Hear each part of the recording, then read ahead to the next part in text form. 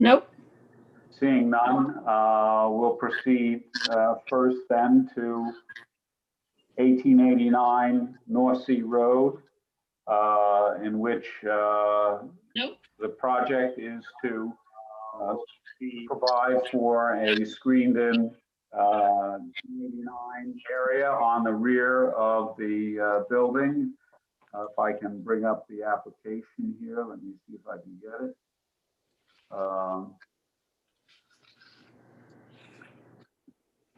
And let me see, I will share the screen here if I can identify the application.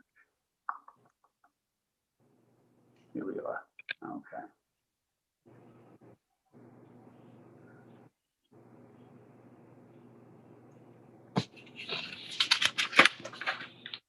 Basically, we are looking at a house, I believe, Sheila, what is the date of its origins? According to the town, it's 1920, but the main part of the house was really 1896, according to the records that, I researched in Riverhead. The screened-in porch you can see on the right side, upper right of your screen, is an existing deck. And the porch, the screened-in part, will continue along to the width of the house, not end at the double door. So it will be flush. It will be flush with each side of the house. Yes, it may go in, I think it's a foot or half a foot on either side, but it will come out exactly to where the shrubs are. And it will have probably a flat, according to the plans, a flat roof or slightly sloped. But it's going to be a very simple, almost like a farmhouse kind of screened-in porch, with, corner post and a traditional screen door and nothing else. It's between the cost and the simplicity of it, we'd like to keep the farmhouse look intact, even though it can't be seen from the road.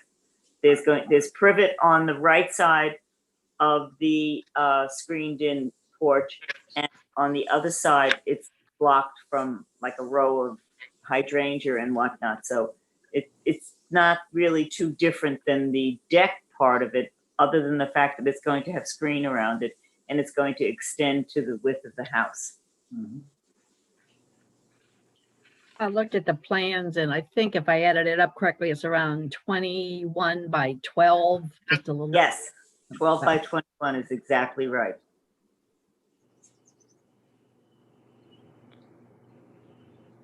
So most of this is a technical thing, but right. So, Jeff Gibbons, who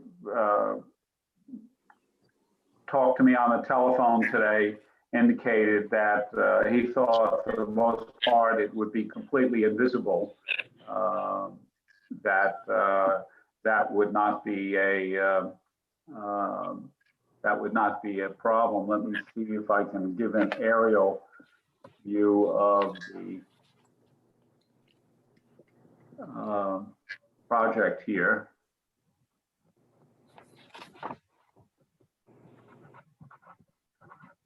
This is your house? Yes, that's our house.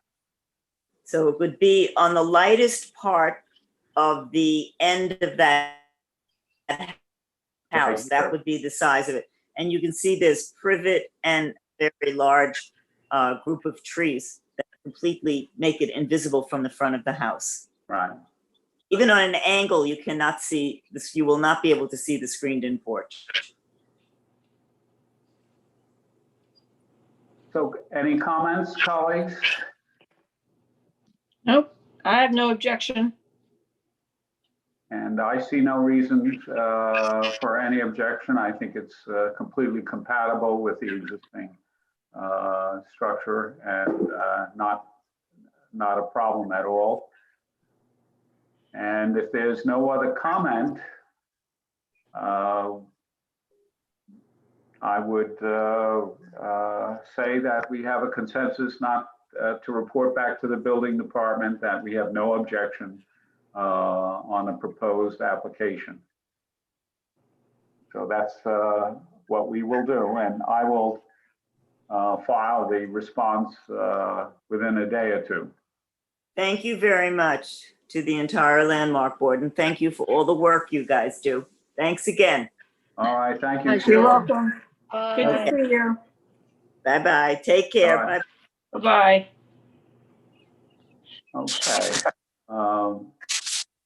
Martha, you're here. She's muted. Right, I thought she was, will be working at the vote for Shampton School.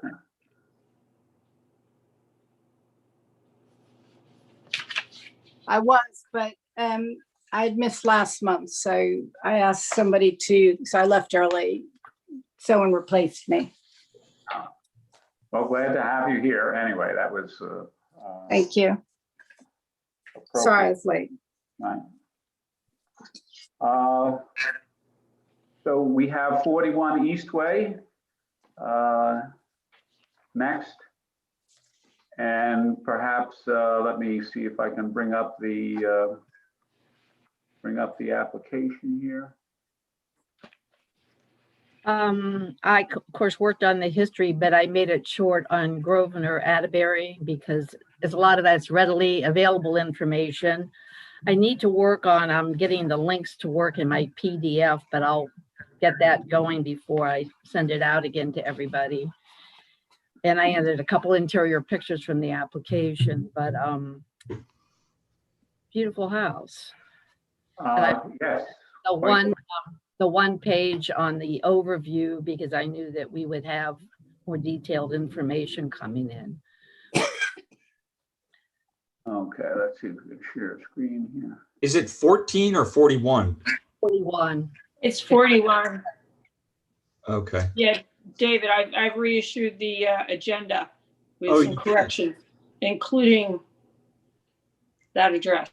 Oh, okay. That's the one I threw out because I thought it was the old one. We have the architect here also. CMAC is on the video.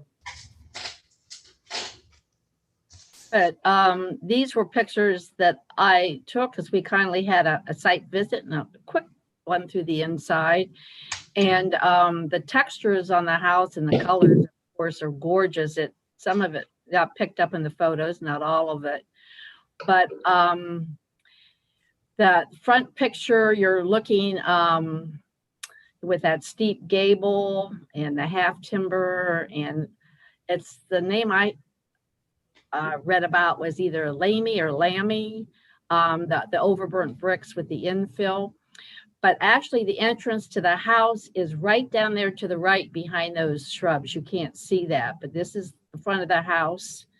And this is inside the hedges, and you only see the top, pretty much the top right around from that dormer on up. If you were on the outside, there's a picture of that. And it's of course listed in AKRF, but that's the front. You go around to the right and looking northwest. And there is there's a couple photos later on that show the old barn doors were on this side, but they were replaced with black steel. They're square panes, which of course let in more light. We're back up to the top. Okay, you're going back up. There you go. Keep on going up toward the top. Okay, you're going to look. Okay, that's actually what you're looking at there. Those are the same type of doors. That was the on the left is the 2003 dining room edition, and you can see the difference between the of course the older section and the newer section with the concrete and the stone rubble. And on the right's a close-up of the leaded glass windows, which you see throughout. And there, the one below is where you see where the double doors. That was a former owner replaced those when he did a renovation of the exterior and the interior. There's a really interesting on the right. You can see this just sort of almost like a half turret gable type thing there. There's a door. And at one time, I think there were stairs there. That's what actually went upstairs to the bedroom, I assume, for the chauffeur or the horseman, the caretaker. And now you just access it from the inside. But those are some of, a few of the pictures that I took. The history, it's thought to be built around circa 1900. I've seen 1911, but the main house was built prior to 1900, and it was called, according to the books that I read, Sugarloaf. And this house was referred to later as Little Sugarloaf. But the main house, and there'll be pictures, including with the Weatherbill book. I got my scanner hooked up to my new computer, but it shows the picture of what the main house looked like at one time.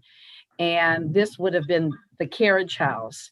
One of the books, the Weatherbill book, thought that it had burned to the ground twice and had been rebuilt, but there's no really indication of that physically or in any other type of writing. And this one, they referred to Little Sugarloaf, and they said after the late 1940s, after Grosvenor had a stroke that affected his left side, he and his younger wife, Estelle, moved out here and lived here at least 1956. When he passed away, she didn't die until 86. So I assume she lived there till around 69 when I see a record of a CO for a new owner.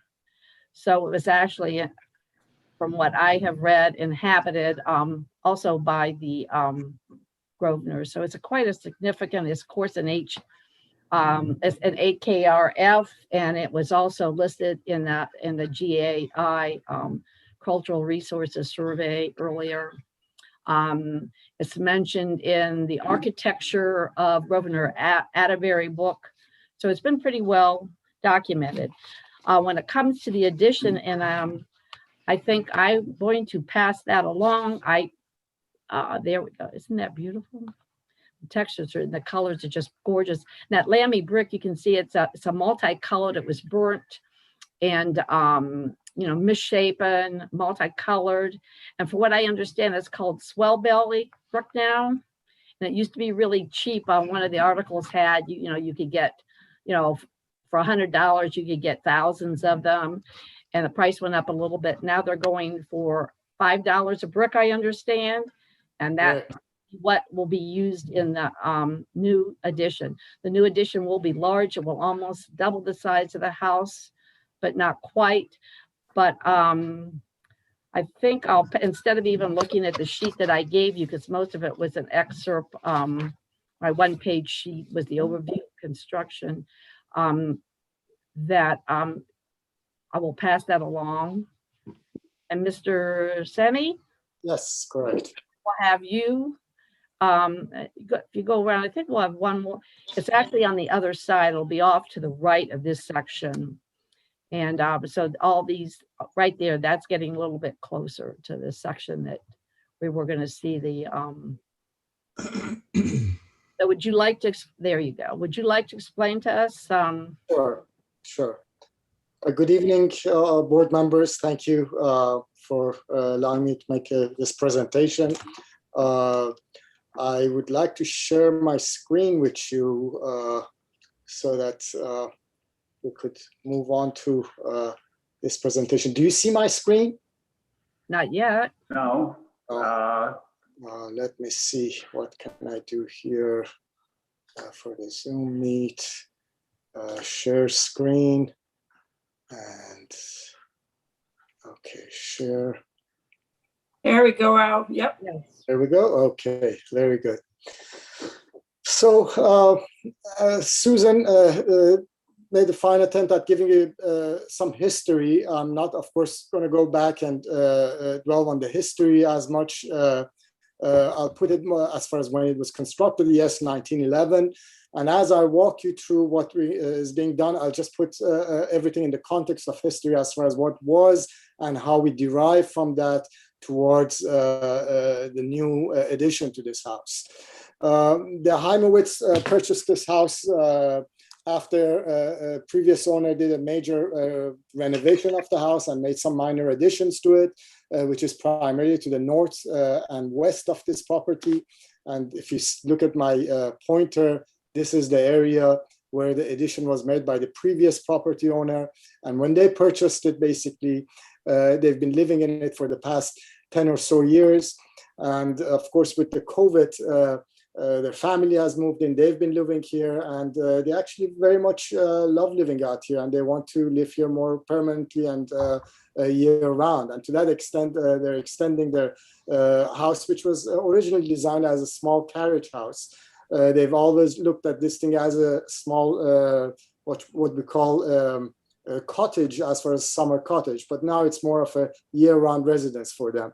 So to that extent, some of the facilities were cumbersome as far as size, and they're adding on to the house. Mrs. Heimowitz is an interior designer.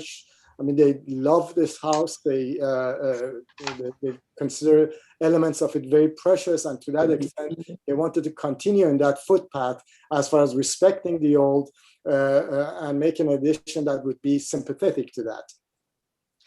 The way we approached this thing was that these houses present the most of architecture, and let me just move on.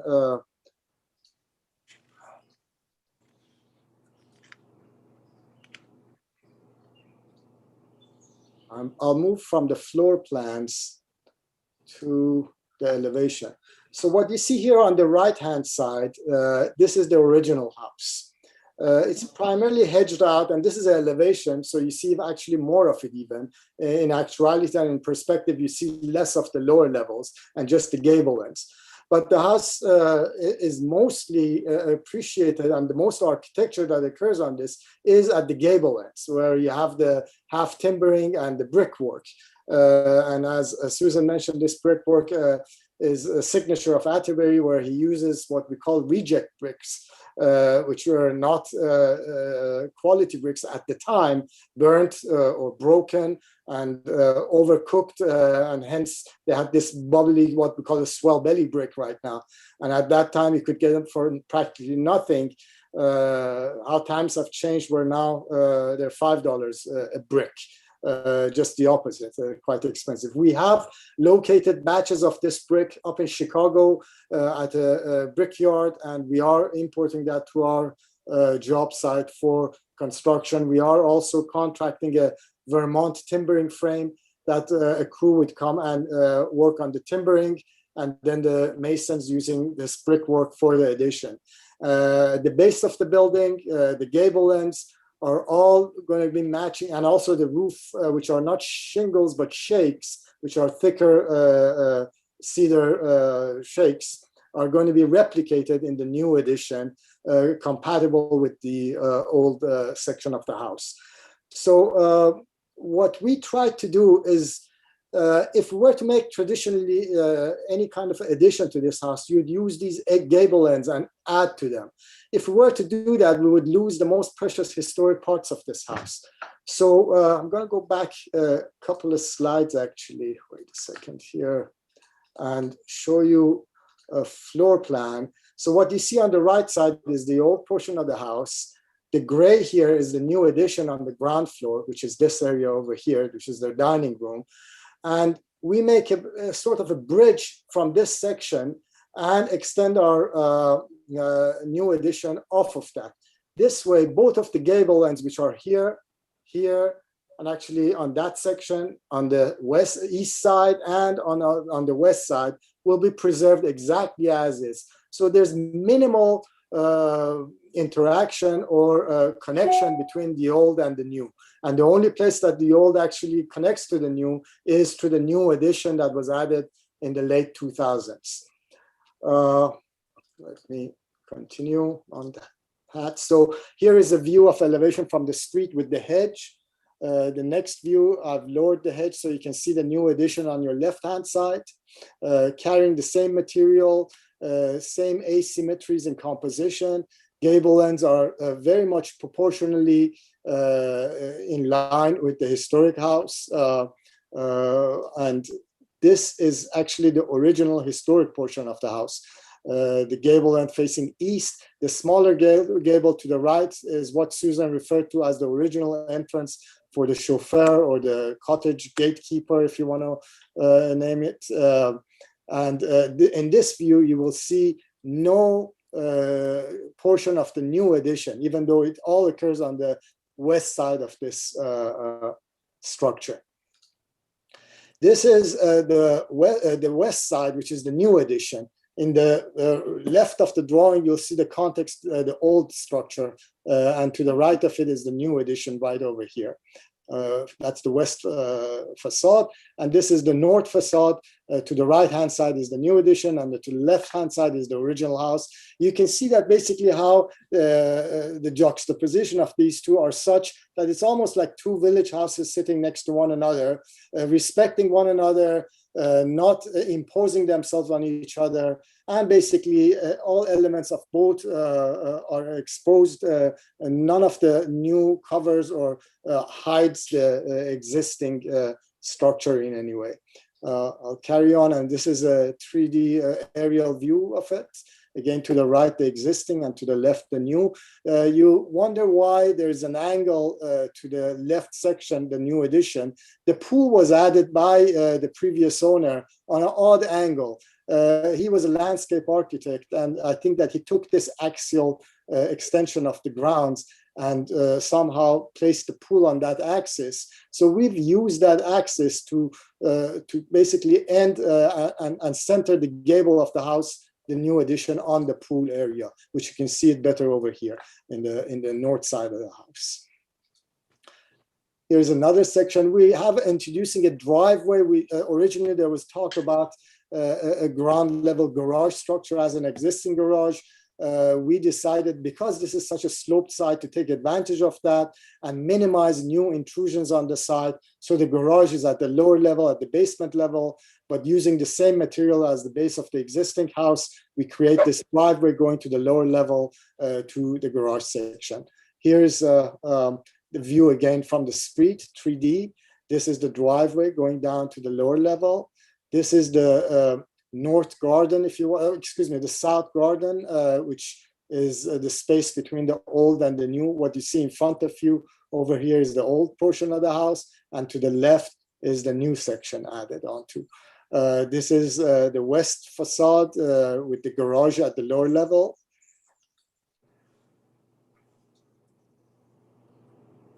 That's towards the north side.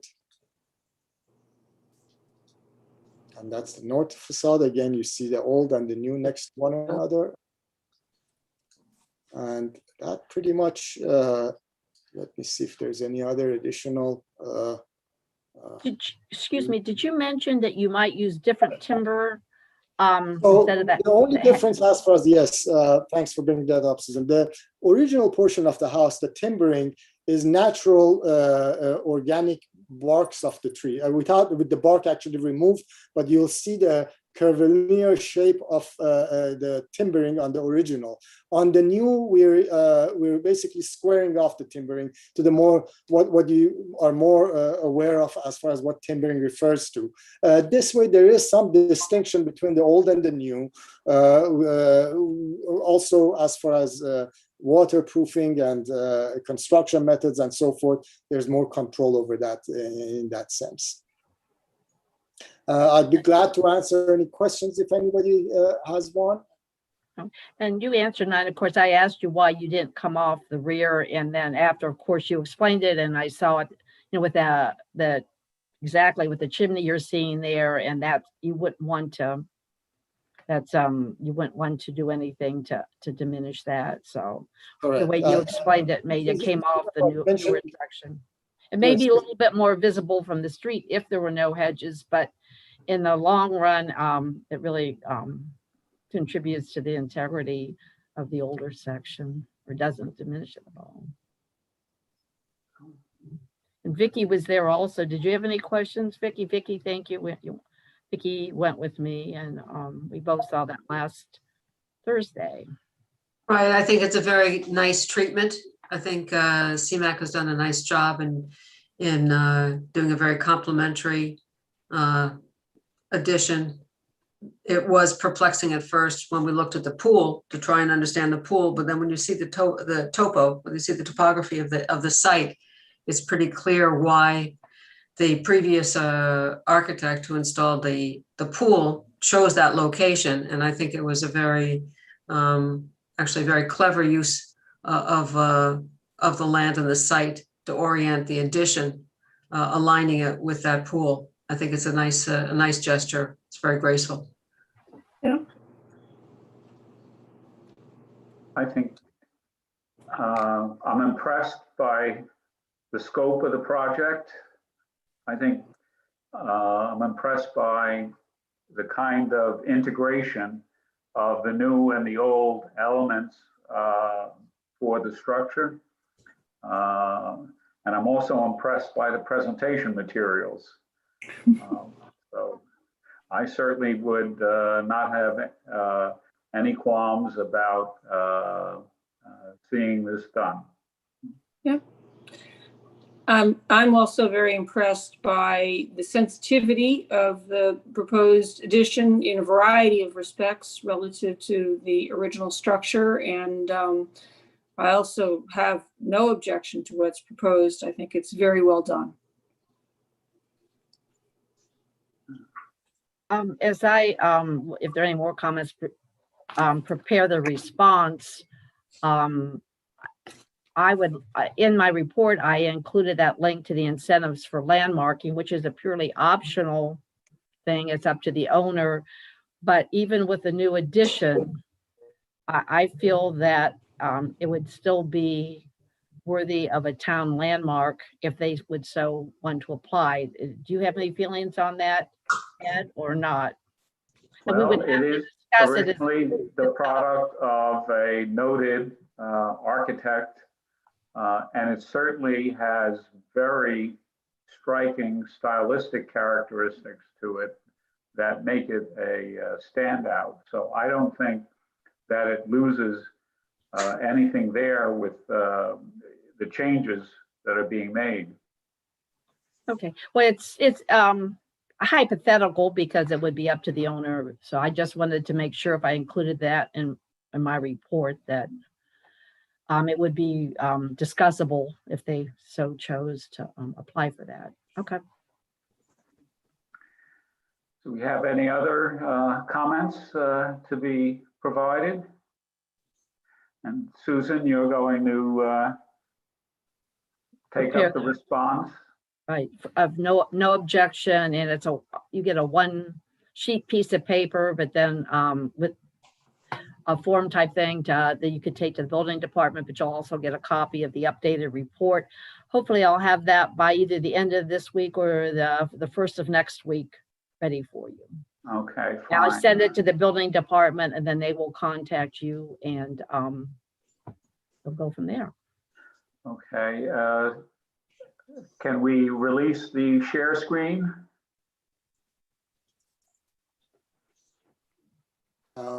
Is that my doing? Yes, I think maybe. Let's see. It was very helpful. Those your presentation Thank very you. clear. Still there, going, not quite. Yep, No. gone. Okay, Right. With a little help from a friend there. yeah, right. Thanks, Cindy. So very good. Is it CMAC? Yes, yeah, correct. CMAC. Well, very good. And as I said, very impressed by your presentation, and it's very helpful. Certainly, we get an education, and so perhaps any persons who will view this meeting as it is streamed will also get some education on this. Very impressive again. Thank you. Thank you very much. So we can move on to our next project here. We have the normal part of the agenda. Otherwise, I guess, and the first item would be the demolition for 4 Cove. About minutes. Minutes? Thank you. I hate to interrupt you, Ed, but then we'll have to go back, so. Right, no, that's, I appreciate the reminders. So the minutes were sent out and distributed by Stephanie, and there were some little editorial tweaks by, I think, sent along by Susan and Stephanie. You have those. Yes, I have them and I will make them. Just adding some of the historic resource references to a couple of the referrals and changing the wording on a few sentences. Nothing of tremendous significance. Also, Bill contacted me. His name had been left off as an attendee on the last meeting, so I've added that back in. And so those changes they're in the works. They haven't all been done yet, but they will be done. Fine. But the content of the minutes have been sent to everybody. Is there any other comments to be made about the minutes? If not, I will move their approval. I'll Is there a second. second? Second by Susan. All in favor, say aye. Aye. Aye. Okay, thank you. Okay, now I can go back to the demolition of 4 Cove Road. Let me see if I get the application up here.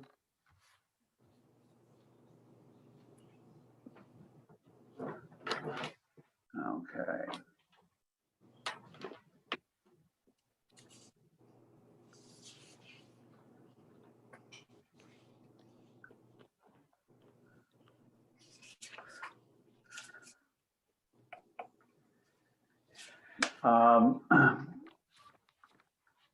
Jeff Gibbons also visited the site, and this is a fairly old picture.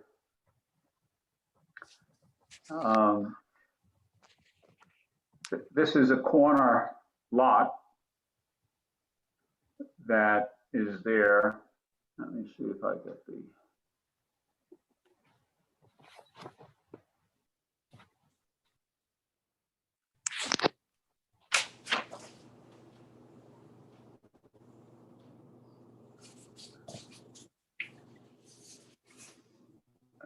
In North Sea, as you can see, do you all see the lot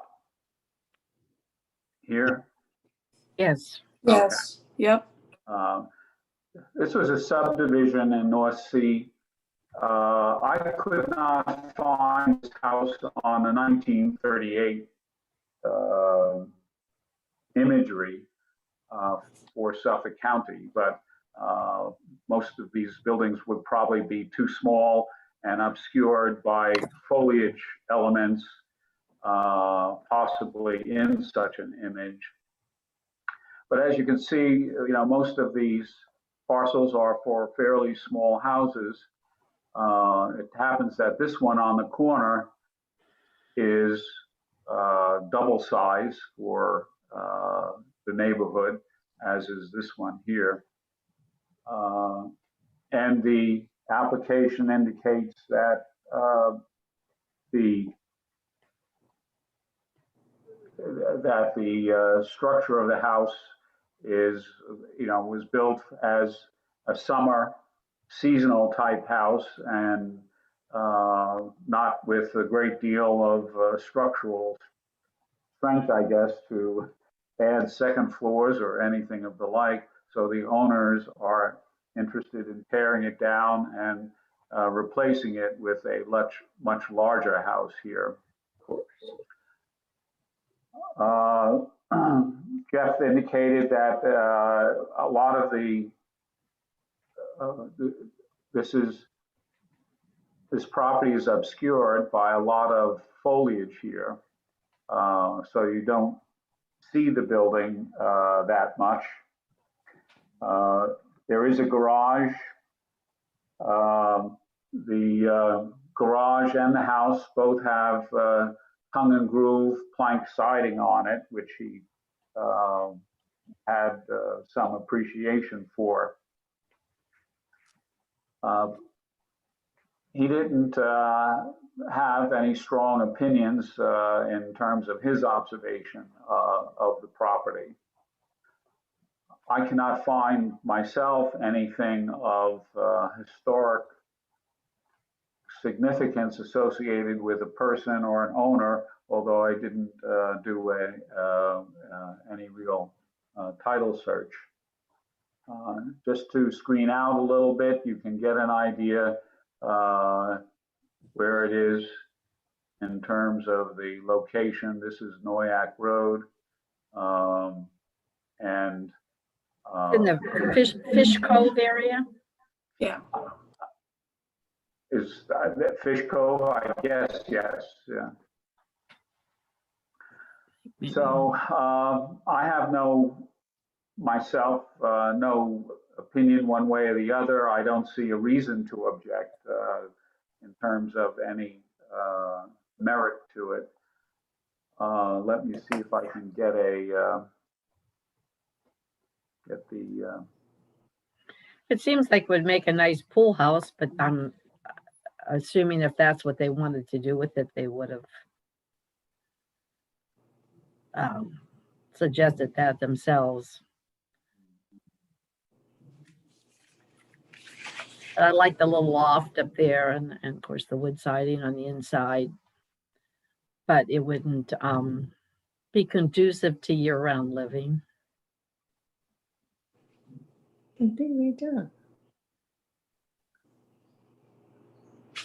Here's the siding that Both German side.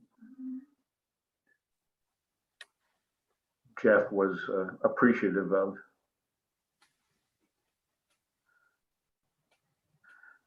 This looks like it was added on perhaps afterwards. Yeah. Yeah.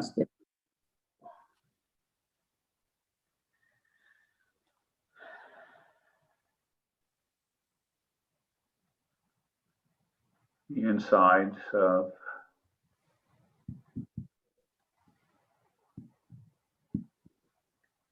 I have a soft spot for red cottages.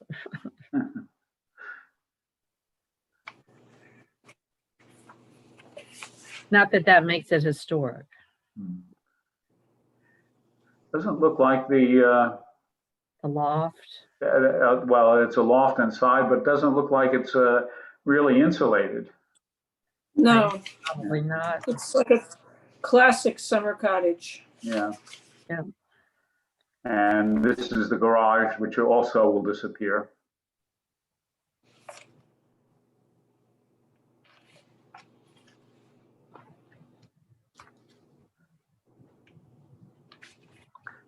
So the new house is not the question we're looking at. It's basically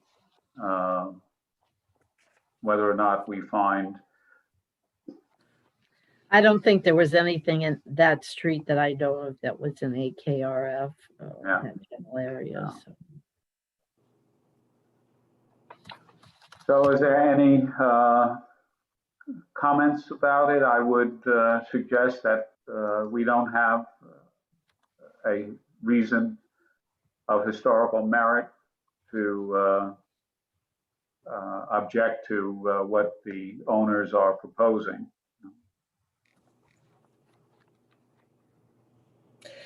Yep, I would agree with that.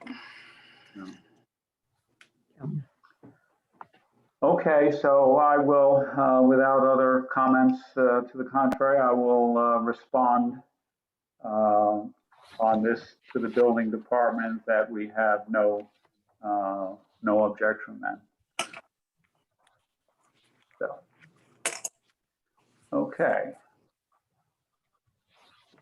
Next on the agenda is 8 Bishop Avenue, West Hampton, which Bill has a report that he provided for us. Yeah, this is a construction application. Two modest additions. They're 1-story. Most of the house is 2 stories. There are a number of additions that already have been added to it. Hard to tell whether the wraparound porch was original or not, but at this point it's been enclosed as well. So that's also been modified. The additions are visible from the road, but they are to the north, the left-hand side of the house. So the original front of the house is still very visible from the street and will be very recognizable. The property is not listed in the AKRF, nor is it listed in the historical profiles of Eastport, Spionk, Remsenburg, and West Hampton. The town mass appraisal information lists the house as having an AYB of 1940, but after visiting the house, looking at the foundation, it does have quite a bit of brick foundation, as well as in the photo that's on the screen now, you can see the decorative block that was used on the porch, which differs from another decorative block that was also used on part of the house. There is a circular brick cellar underneath the house, which almost appears like it was done in 2 portions. The lower bricks, one more, I think. Oh, yeah, past it. Yeah. You'll notice on the lower bricks that you're seeing the ends of the bricks, the smaller portions of them, and then the upper portion of the wall, it becomes the wide flat face of the brick, making it seem like at some point it was added on to. Whether it was added under or added over, I'm not sure. But the circular brick cellar, the framing that's visible, the brick foundation, the decorative block, the style of the front door, the style of the interior doors, as well as the hardware on the interior doors. Yep, there's one of the hinges. You can see it's definitely been painted over a dozen times, but the hinges are very decorative. The handsets on the doors, again, don't tend to lend themselves to 1940s. So the historic maps and some of the history of the house that Stephanie had found really led us to believe that the house was more like 1900. Yep, there's the front door. Again, does not appear like a 1940s style door.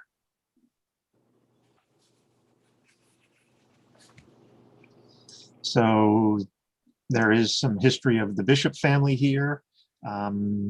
Just take note that the address is Bishop Lane. So the Bishop family helped establish this area. We're very prominent here, and we're one of the early owners of this home. In that elevation, the gable to the left is looks like an addition towards the rear of the house. The new addition will be 1 story and come from the gable that's on the right side. So the air conditioning condensers will be gone. I believe that the chimney is completely being taken down, the brick chimney. The second addition will be sort of behind the stockade fence that's there, and is much smaller than the more forward addition. You won't even see that addition from the street. But the roof lines and the finishes are very in keeping with the house. The drawings, as well as what you see in the photos, the windows are all 2/2, but the drawings that were submitted showed the windows as 2/1. I think that was just an error. So I did comment that I would like, because they're not changing the windows, I did comment that I would like the new windows, which are drawn as 2/1, to be 2/2 to match the other existing windows. Other than that, I had no objections to the application.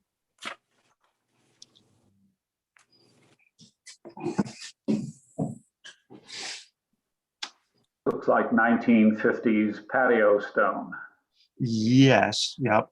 As this is heading towards the rear of the house, there is a 1-story addition directly to the right. Hard to tell whether that 2-story portion just to the left of it, sort of in the center of the house, was part of the original house or not. And then it has this little porch to it. And then you can see the other porch, which has now been enclosed with the decorative block foundation. So it's definitely had a series of additions and modifications, but from the front, you can still see the original lines of the house. And with the additions, there'll be no change to that.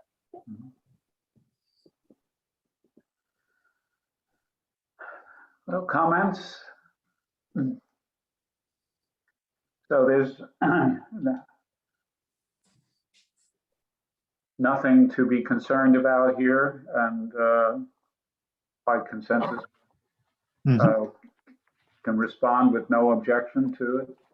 But Okay. if you want to, and you will draw attention maybe in the response just to the oversight over the window configuration. Yes. Yeah. Okay, very good. And again, your reports are just fabulous with attention to detail to provide us the great context, for the story of the house. Mhm. Um, Well, it's a joint effort. I did the field work and Stephanie did the history. no. Yep, that seems to work pretty well. Yep. All very good. Okay. We did 1889 North Sea Road already. 19 Prospect Avenue, Hampton Bays was an application for egress windows. And we saw no significance in a screening review of that, and that it did not warrant a full review. We have done 41 Eastway Drive, Shinnecock Hills. So now we can turn to 22 Claredale Drive in Hampton Bays, which is an area that I was completely unfamiliar with. Let me see if I can get the.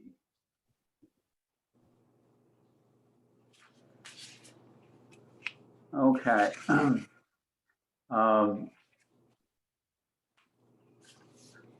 me screen share here if I can get this. Ed, whenever you pull that up, a couple properties down to the left, I think it must have been a real estate ad. I saw that there was a red caboose used for a pool house or an accessory building. So if you pull up the map, I think we'll see that. It's interesting. But I didn't know where it was until I saw. I haven't been there, but. Okay, let me see. Okay. I believe my uncle used to own that caboose. Oh, really? Yeah. Wow. Must have been a real estate ad. I wouldn't be looking at Claredale normally.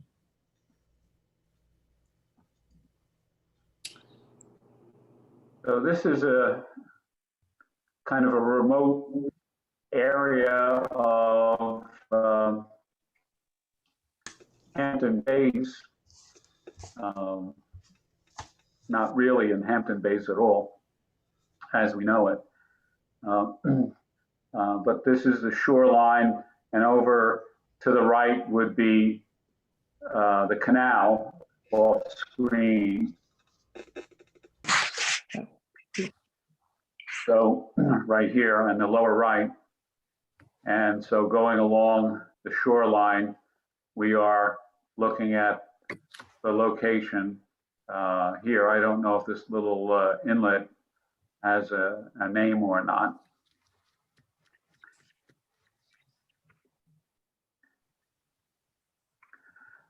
I could not identify, again, looking at 1938 aerial images, an actual presence of a structure. So that kind of dating opportunity is, was not possible here. So this application is to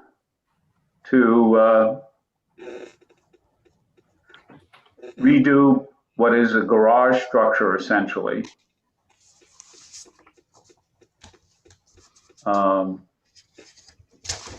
The one-story house here is the garage. This is the front of the house. The rear. And this is a garage structure that was being renovated. And I don't know what its present status is. Obviously, there's work in progress.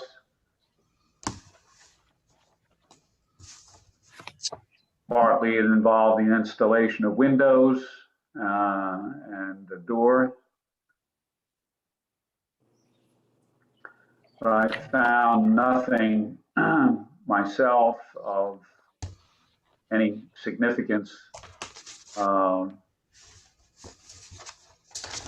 be concerned about here.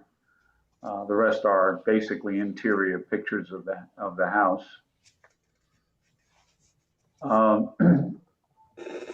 Just to go back to the GIS system,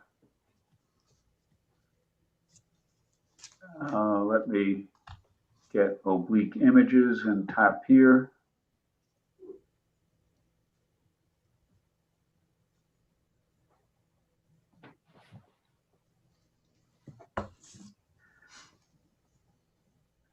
There's red blues to the left. Pardon? This is the house. This is the property.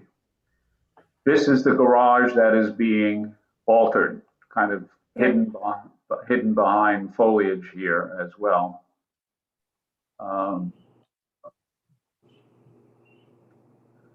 And if I go one to the right,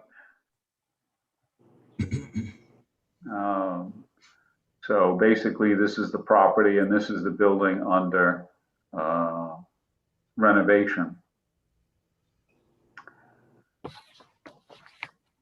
I have no comments other than it's a work, I guess, that was being executed without an official permit at some point. Yep. I have no comments either. So, No comment. we have anything from any other board members? If not, we'll send back a response on 22 that we have no objection to the application that was submitted. Okay. All right.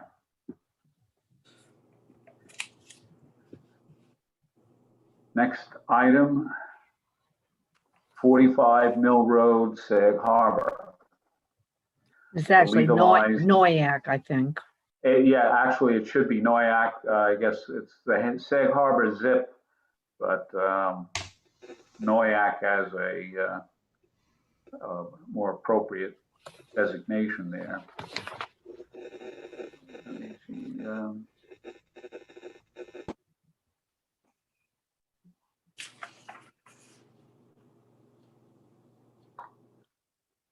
That application, let me get it up here.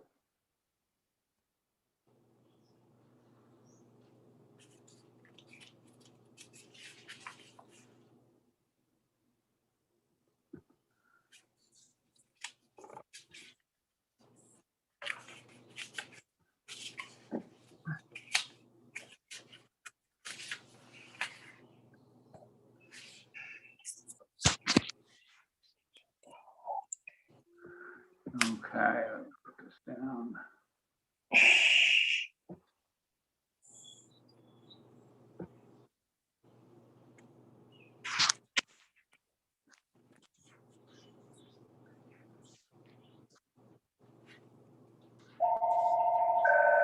So you see the this is the Noyak property.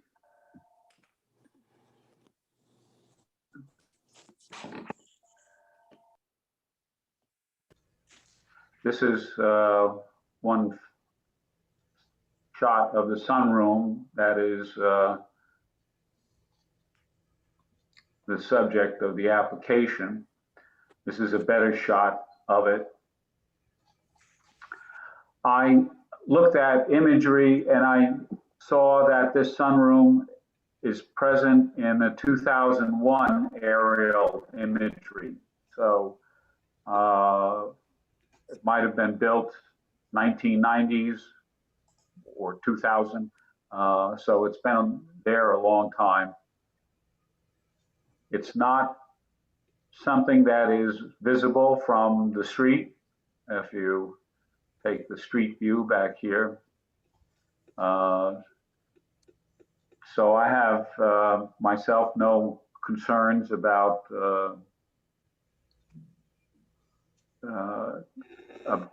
no concerns about what was done, other than it's another example of a building without an appropriate building permit. We have some comments. If not, then I will file a no objection to the application. Okay, that's done.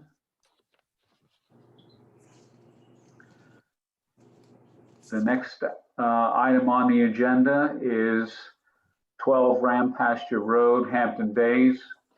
I did send out a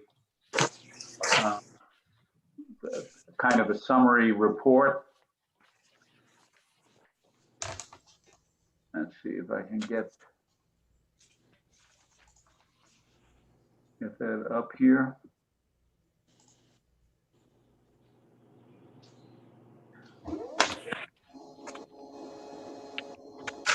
This one too had a bit of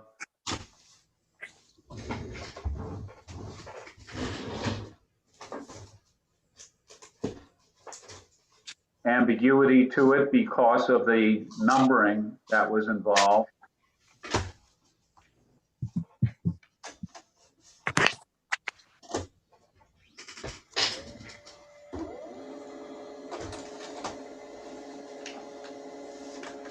Where am I here?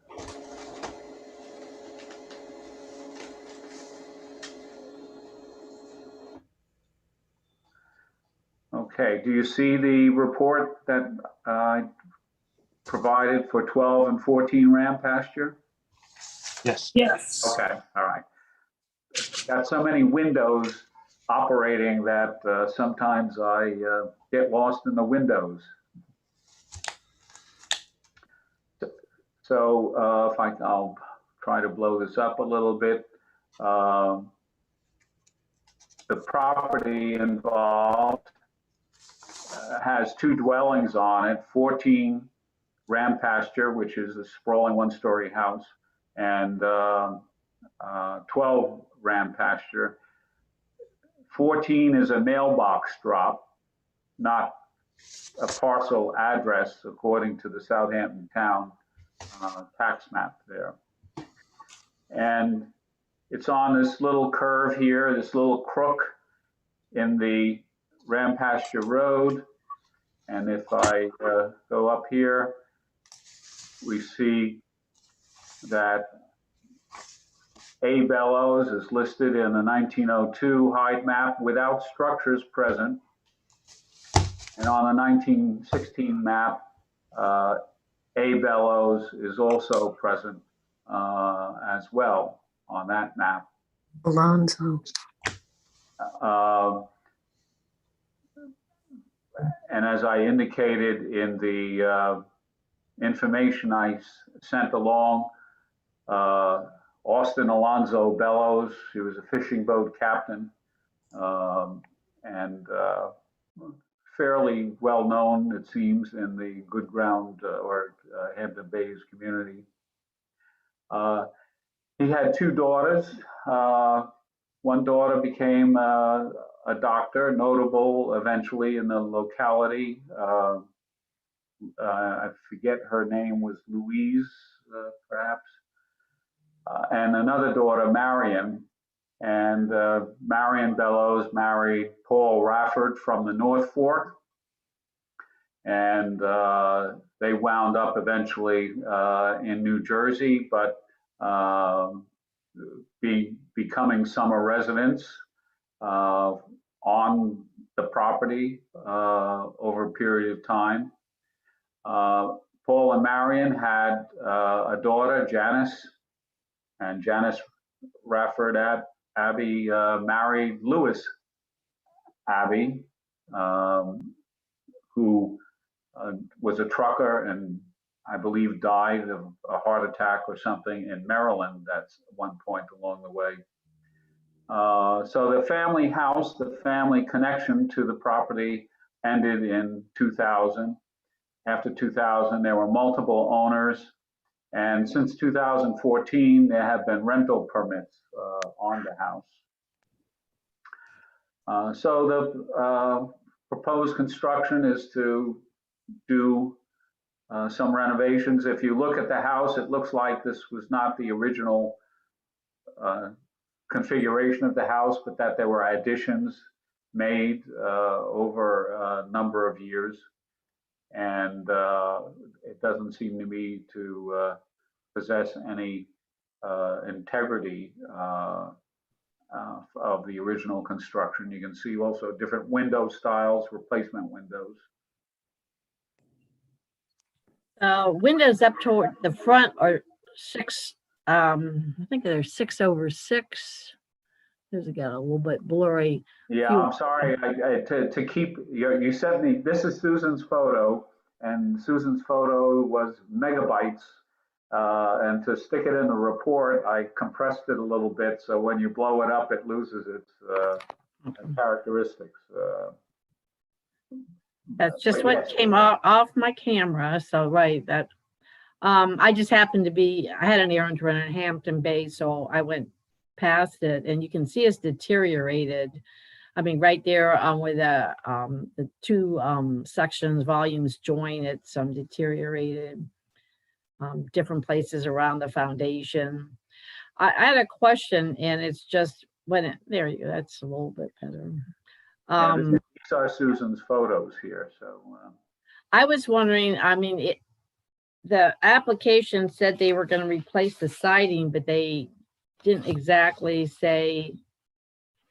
It wasn't in kind, but they said remove roof, direct replacement of windows, install new siding, repair soffits.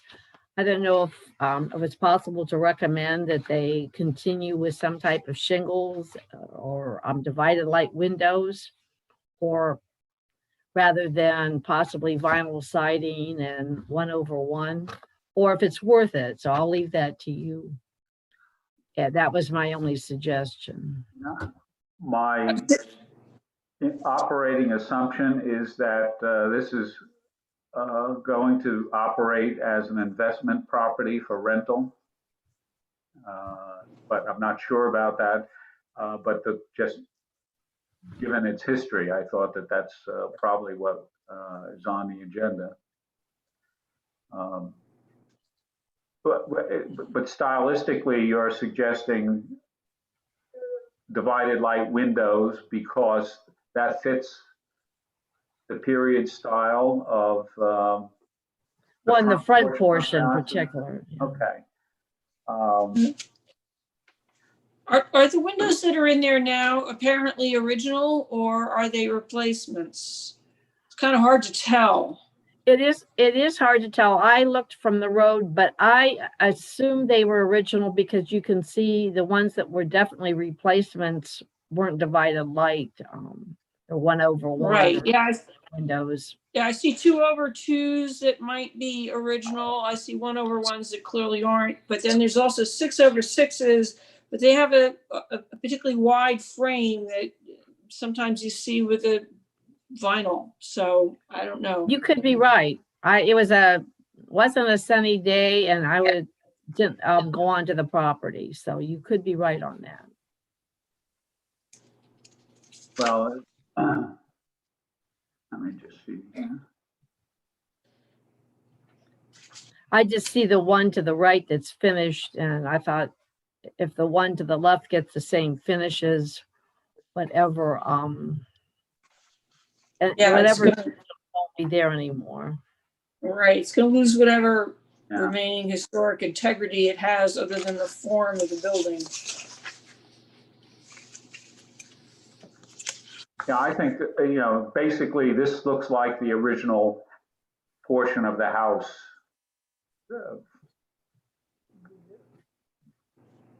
And that this was probably added years later. I couldn't find any, looking in historic newspapers under the names of Rafford and Abbey, I could not find any kind of reference to any building or construction activity associated with this property at all. So even the date is a little Okay, ambiguous. yeah, It's, and there are some down on Ram Pasture that if you look at AKR, there are a number of them, 4 or 5, I think, that are listed, and a couple that ended up at the table, but this one was never mentioned, so. So it wouldn't have been in the Hampton Bay profiles either. Well, we have no objection to it being rehabilitated, certainly. Susan, you're suggesting that we, perhaps just a comment that paying attention to uniformity of window styles and divided lights are preferred? Maybe not, I'm not firm on that. Yeah.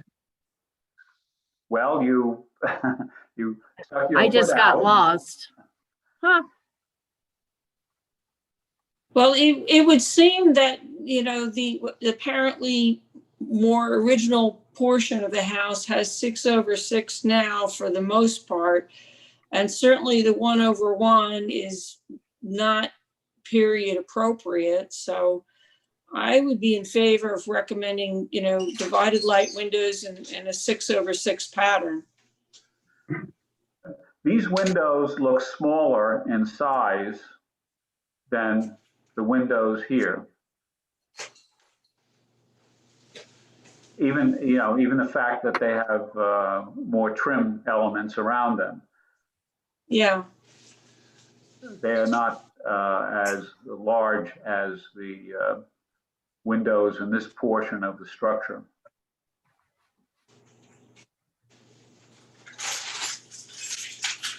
Well, we can still say, pay attention, we advise paying attention to the uniformity of window styles and that the divided light okay, style. that's fine. Okay, all right.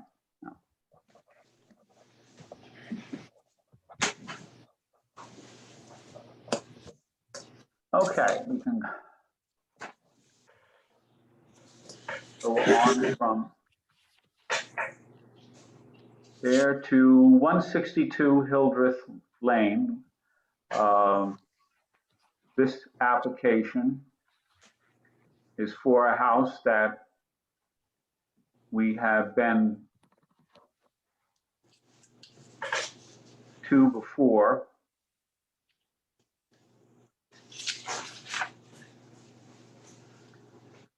And let me get this.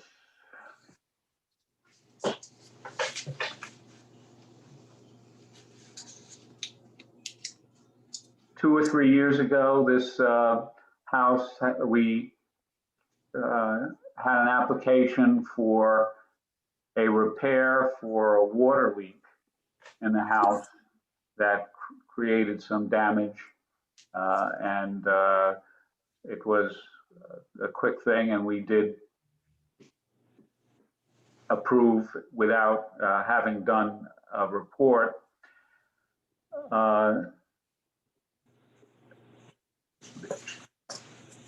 They say the character of the house from its construction in 1955, traditional single-style cottage. Why, if it's 1955, one might ask, why is it being brought forward for review? And that is because it was spotted in AKRF as a house of some style, perhaps, to take note, and they had no reference as to a date on the house when they identified it in AKRF. So, and they gave no other comment other than it's not on the 1916 real estate map as they described the house. The house itself, it makes sense of being built in a period 1951, 52 to 55, based on what I know of the ownership of the parcel. 1951, the parcel for this house was sold by a fellow named Louis Cavanaro, who worked for the local oil company, delivering fuel oil. And he sold it to the retiring postmistress of Bridgehampton. Marjorie Dickinson was her name. And she had been postmistress. She had worked for the post office for 38 years, 20 of those as postmistress in Bridgehampton, and was known for her dedication to the community in terms of doing work. And on her retirement, she decided to get married. She would have got married at the age of 58 to a gentleman in the community, a civic leader and a bookkeeper, accountant who was active, named Ernest Dredge, who predeceased her. But she got married in 1955, and this house belonged to her. It was part of her estate. She died in 1989. So the house is on the newish side, so to speak. Might be considered associated with a significant person in the history of the community if a larger history investigation was to be done. The project involves converting a garage into a working space. Do we have the garage here? Yes. They are owners who, in the COVID era, have discovered the possibility of having a different working arrangement and are seeking to convert the garage.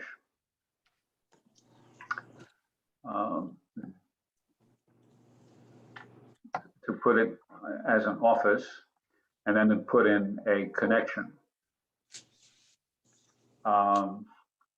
I don't think there will be much visibility to the connection. Let me see if I can bring up the aerial.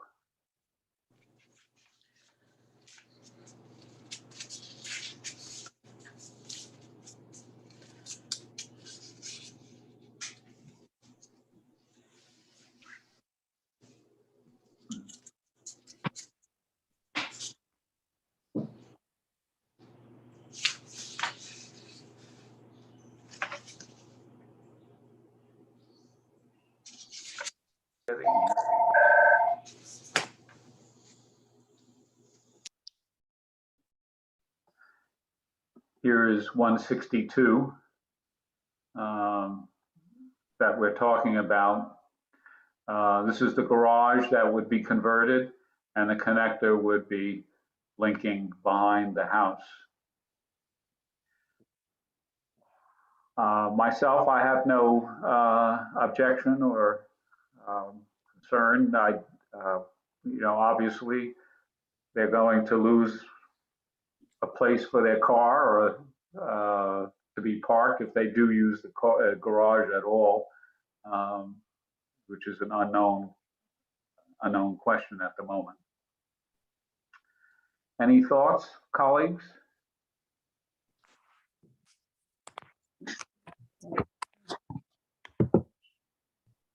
If I there don't are- have any comment.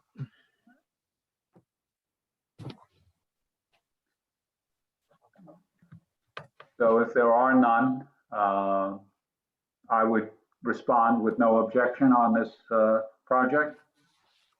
Yeah. Okay, so that will be done as well. Yes. Ed, is this a property that we should have the flag removed on Govern, given that the age of the house is fairly recent?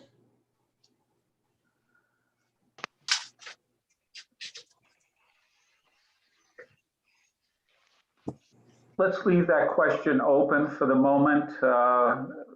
This house has some very nice, attractive stylistic elements to it in the residential community, which is discussing historic district dynamics. And rather than getting too involved in changing the markers in the database, I would recommend myself of leaving it on. Perhaps, you know, there's a technical reason to argue to remove it, but I think it's been before us twice. Our reports are probably incorporated into the database as well. So I would suggest leaving that at the moment. Okay. Okay.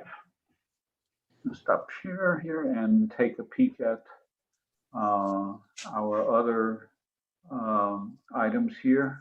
Get rid of that. So we come to the Nathaniel Rogers house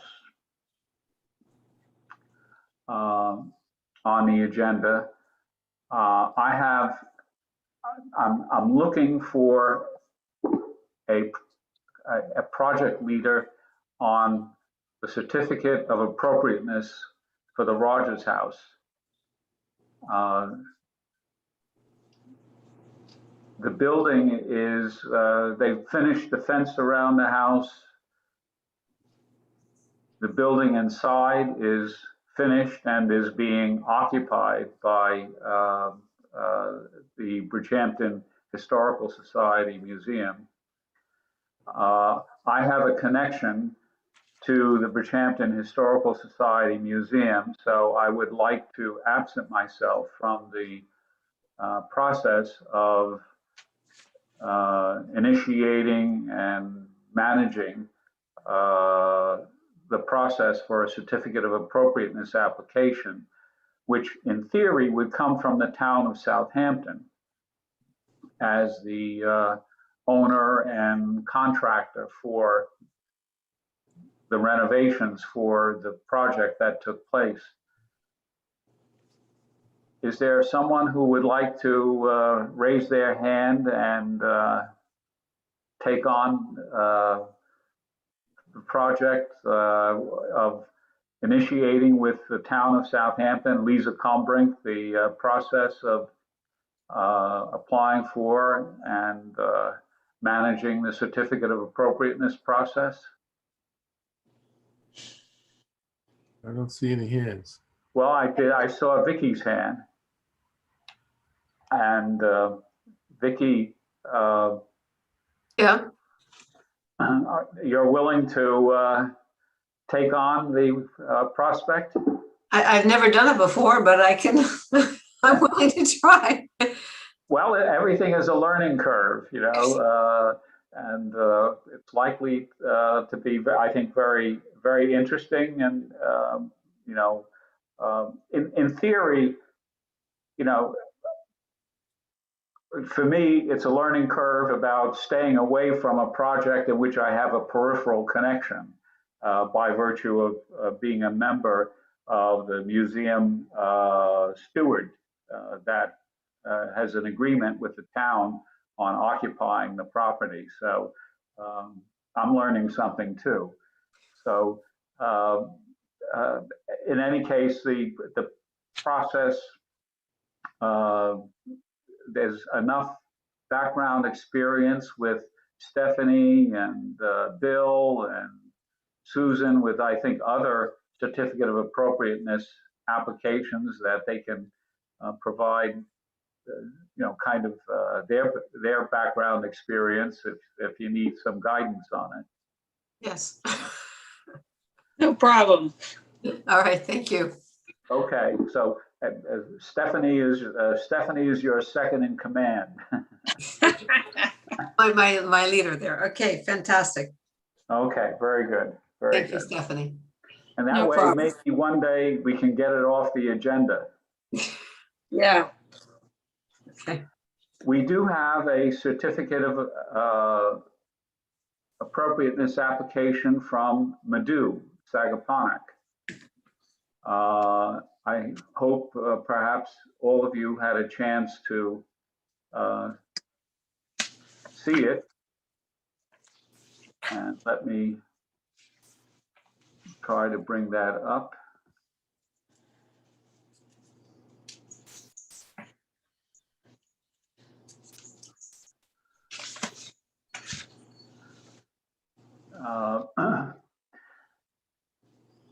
The proposal is to do some renovation to one of the structures that basically is habitation on the property.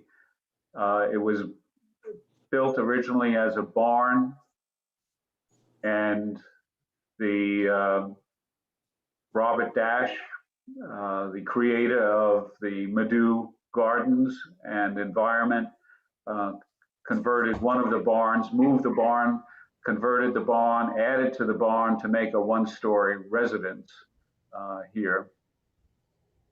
As you can see from the description, the proposal is to remove the chimney, change these windows up here, doors and windows on this side of the residence portion to be changed. There is to be a window added here, I believe. Looked like it was in the shape of a door, possibly more long, like the ones on the right, tall. Right, and in the sketch that's shown, yeah. There are skylights presently on the roof. They plan to add, I believe, 2 more to cover other particular areas. That's the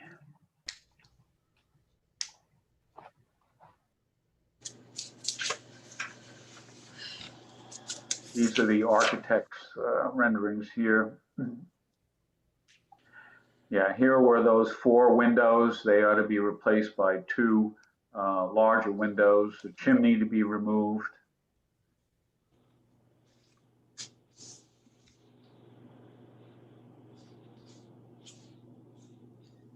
This is not a town historic landmark, is that correct? That's correct. It's a landmark in Sagaponack, though.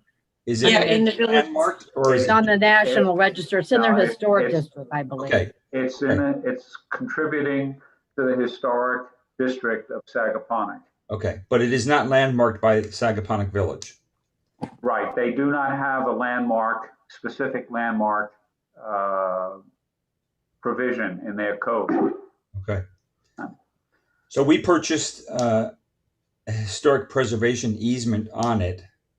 The easement we purchased is for cultural, architectural, and historic values as they may be visible to the public.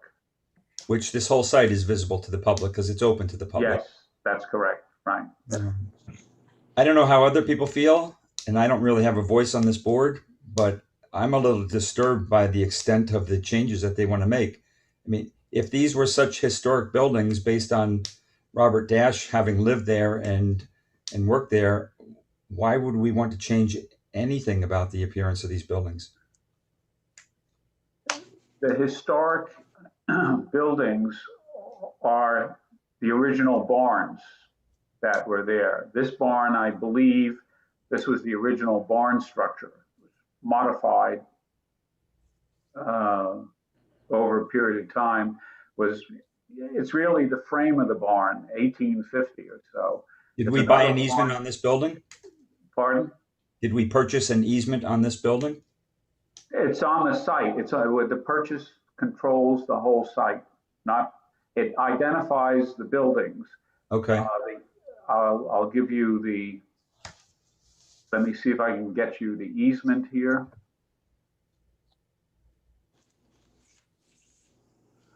Okay. So is one way to look at this as if, as long as they're not changing the cultural objective of the property, anything goes? That's just one of the ideal elements of preservation is the cultural significance, the cultural story.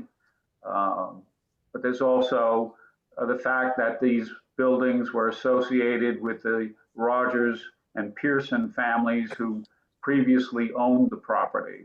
That's something of the historical character. Let me see if I can get the. Were any of the historical characteristics of this building referenced in the easement? I think for the bathroom house or whatever they're calling, whatever that's called, there were certain, well, no, I guess we identified certain elements of the building that we didn't want to see changed. Yeah, I'm trying to get the easement back up for the purposes. Let me go here and go into the files of Sagaponic here.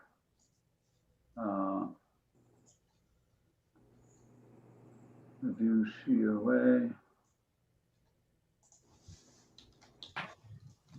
Oh, the 2021, there was a February 2021 easement signed by the supervisor, and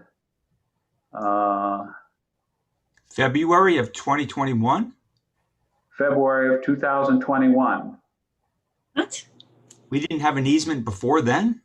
Oh, it was revised because of the bathroom building controversy.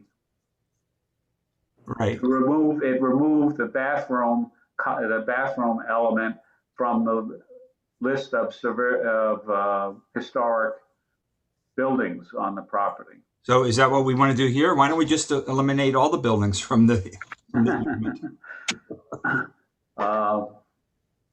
I had it earlier in the day, and I'm just trying to. If this is the main barn, as you come into Medu, I don't see why we would take the chimney down, why they want to change it so much. It's not the main barn. This is actually, when we visited there on that site visit, do they use this building for like classes or? I think No, somebody this is lives the there and residence. it's Somebody was all, living there. That's right. Somebody This is lived. the residence. it's back to the back on the It's in the right. back? It's the one in Yes. the back then. Yes, it is. I'm just doing it from memory, but I do believe that chimney's like cement block or something that It was is. added on. It's like a cement block chimney. That's my memory Right. of it. That's my recollection too, and I remember it as being particularly unattractive. Yeah, I But guess that's remember what's it. historically there, whether it's attractive or not. Yeah. Yeah, I agree. That's what Robert Dash put up.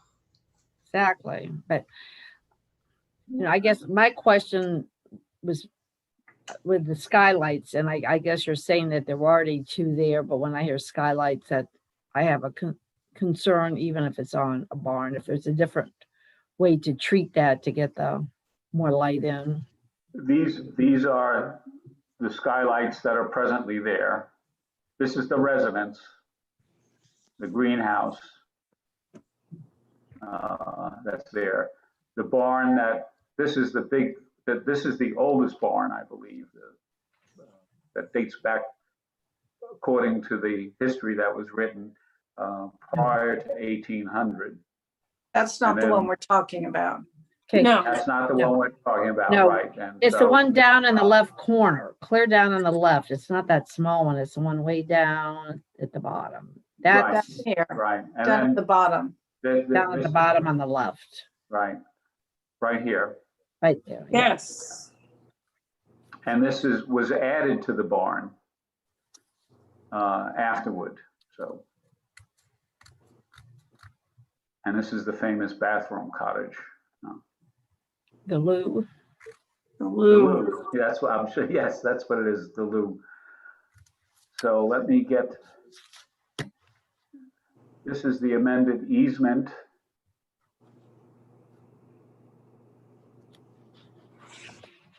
Which was signed, made February 23rd, 2021, between the town. Let me build it up here. So the preservation and conservation easement, quote, it's not a historical easement per se. It covers other things.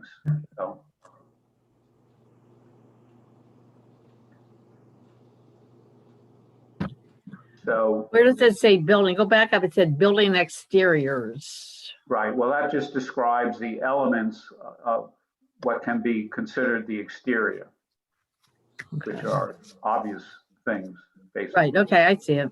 Yeah. Thank you. The grant of the easement whenever necessary, but subject to preserve the appearance and form of the building's exterior in substantially the same or better condition, structural integrity, and state of repair as the effective date of this easement.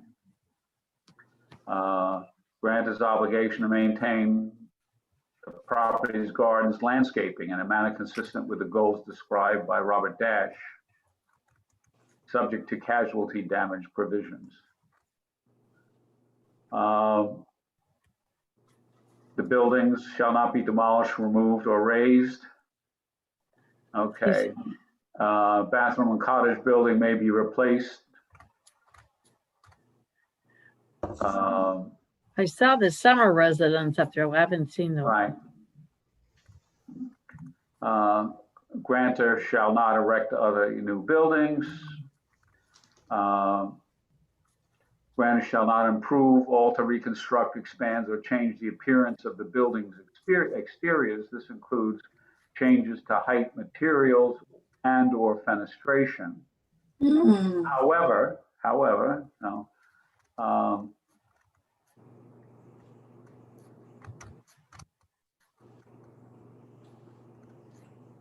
Grantor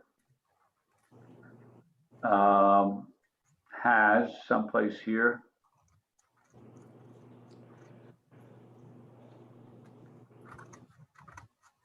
Grantor's reserve rights, not requiring further approval.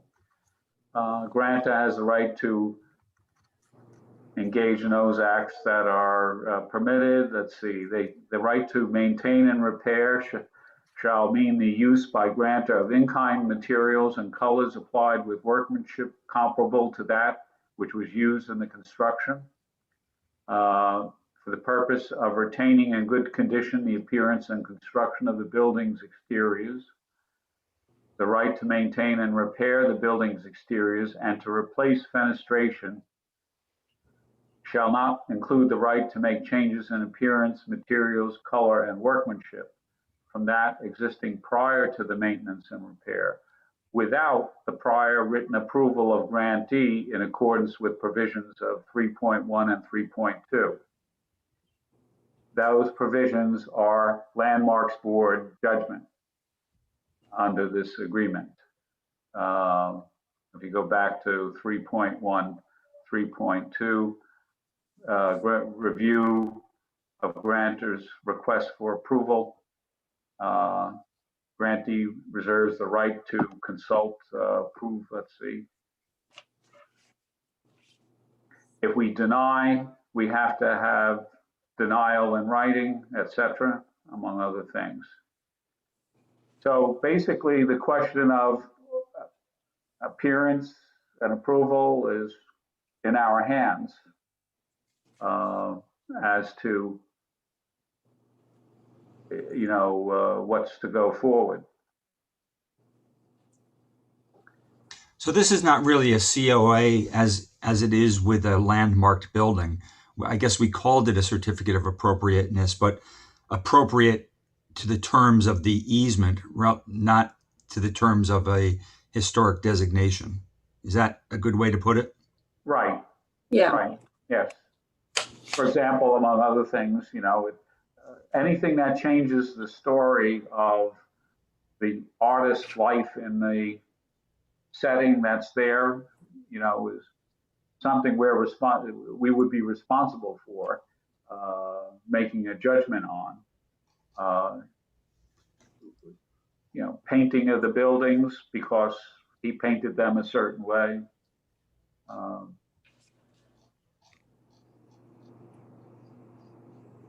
Excuse me, I don't know if I can be heard. Yes, you are being heard. It's Hi, Kate. Kitty McCoy. Right. It's taken me a while to figure out how to, I apologize, be able to speak, and not just watch, but I'm the architect for this project, and I would like to perhaps address a few things. My understanding of the history of this property is that the southernmost portion of this building was on this site and relocated to this spot sometime likely in the early 70s, late 60s, and subsequent to that, and it was and the doors that we see there now that are were part of that. So yes, thank you. At where your cursor is now, the southern portion, south is to the bottom of the page. The northern portion was added by Bob at a later date, and that section of the building is what serves as the office. The southern portion is residential, so what we're asking to do is we're in the process of renovating this. We'd like to renovate this building and not change the use. We're proposing on the if it's not too much trouble to ask you to bring up my elevations, I could maybe speak to those a little more specifically. Mhm. Thank you. So this is the view from the driveway with the residence on the right. And so in the residence portion, we're proposing to replace the windows and doors in kind, in like and in kind, same location, the same size. To the left, we are requesting to eliminate, there's only a single door there now, which is where the red is. We're asking to essentially replace that with a window and add a pair of doors. There's very little light into that building. We look elevation below. That is actually added.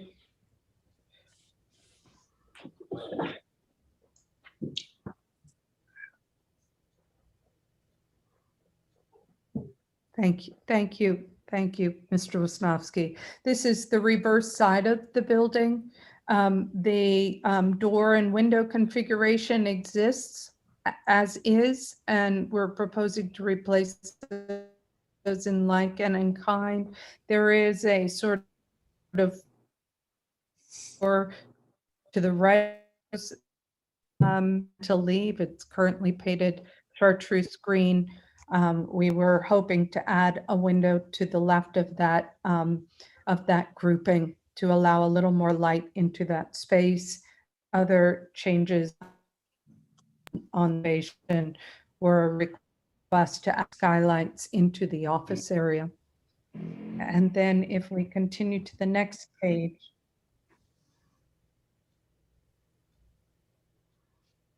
That's the last page. oh, sorry, maybe the page prior. I apologize. So if we look at the bottom right elevation, there is currently a bedroom in that gable end on the upper level. There are 4 small windows there. None of them meet egress, current egress requirements. In fact, they're just slightly, each of them is just slightly greater than 50% of the current required egress area. So that is the reason for that proposed change. And the concrete chimney currently services a furnace that an oil furnace that we're proposing to switch to gas, and no longer necessitates the need for the concrete block chimney, but we're happy to leave it if that's important. And then the 4 double hung windows that are 1/1 are the windows that are there now, and we were proposing to replace those in like and in kind. So the most dramatic, if you will, pardon the expression, is basically the changes is here and here. Correct. The others are more just replacement functions. Yes.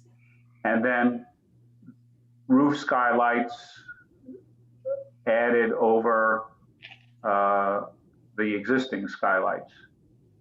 Correct. Yeah.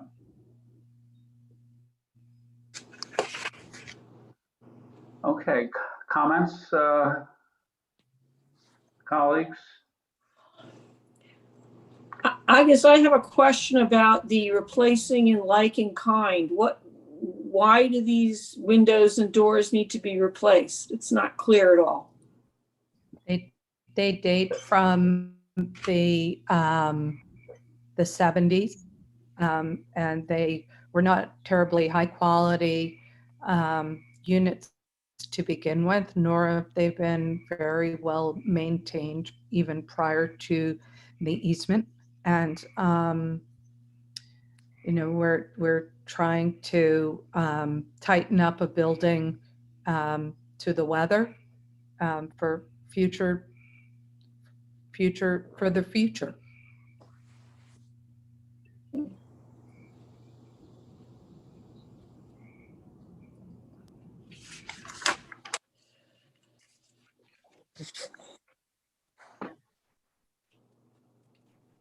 So for myself, I don't find a great deal of change in terms of the appearance.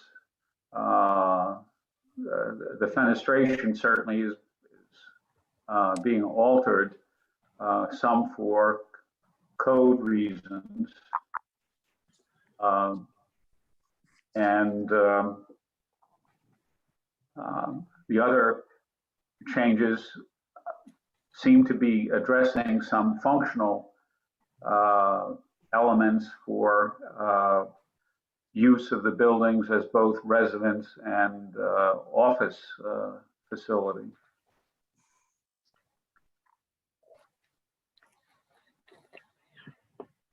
Do we have any other?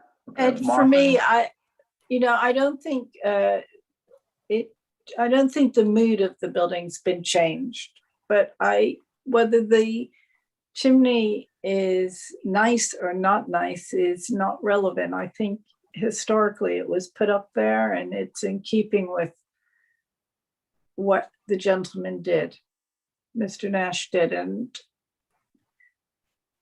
I just don't think a material change like that is necessary.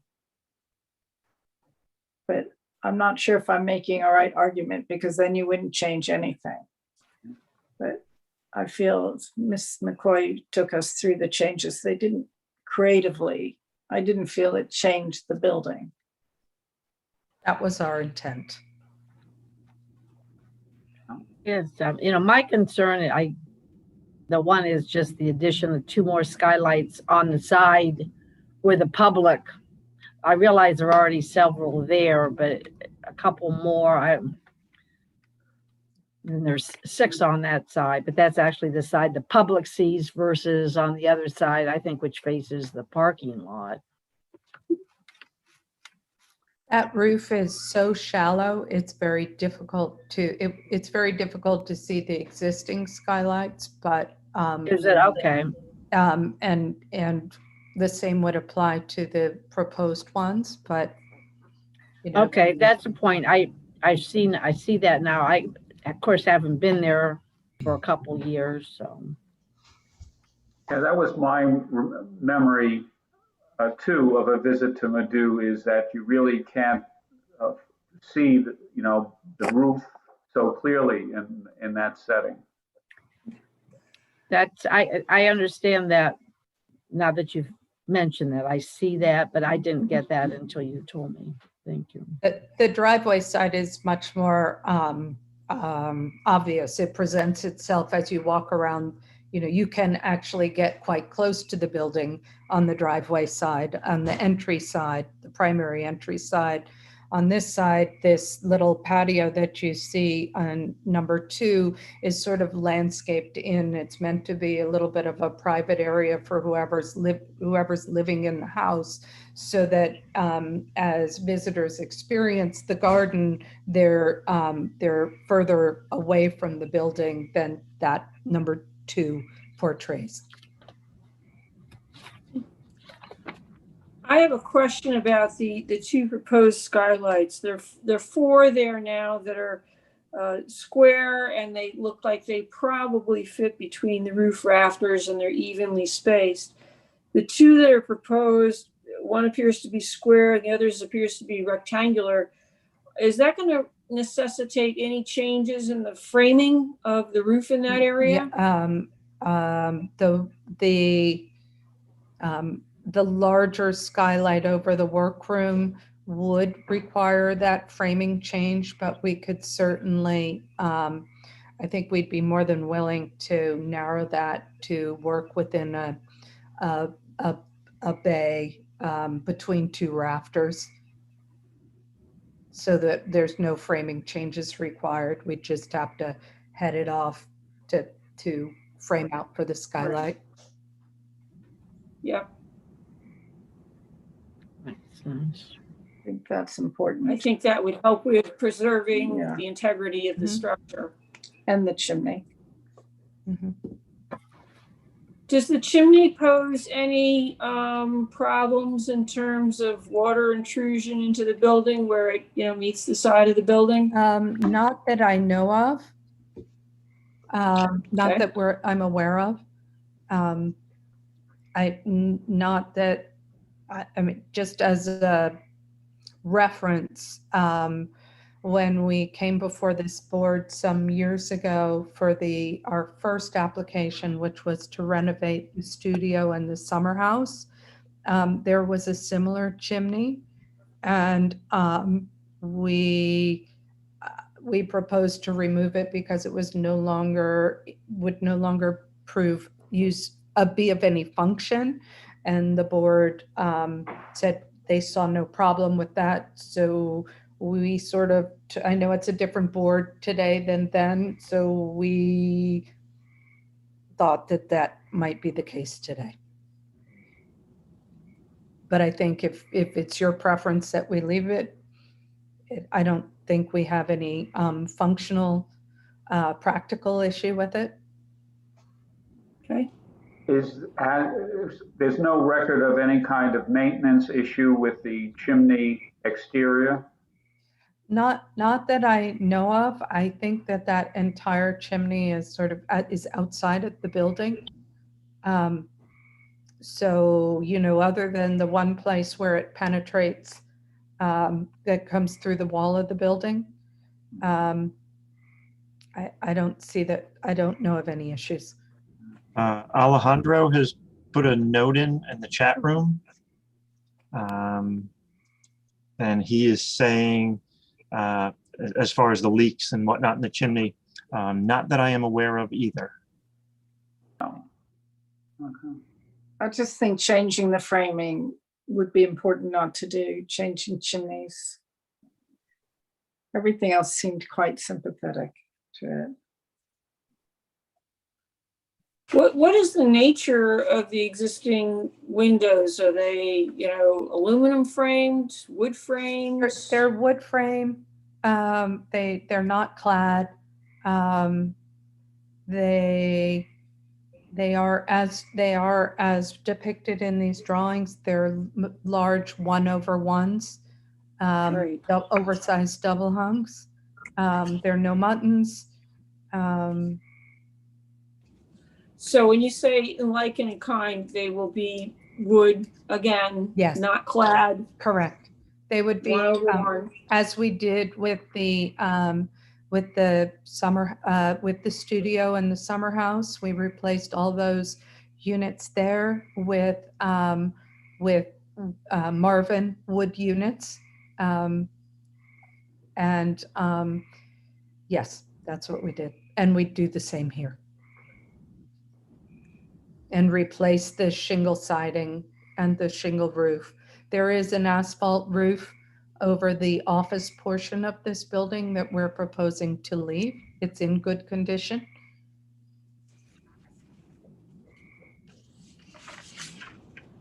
How old are the existing skylights on that portion of the building? I can't speak to that. Okay.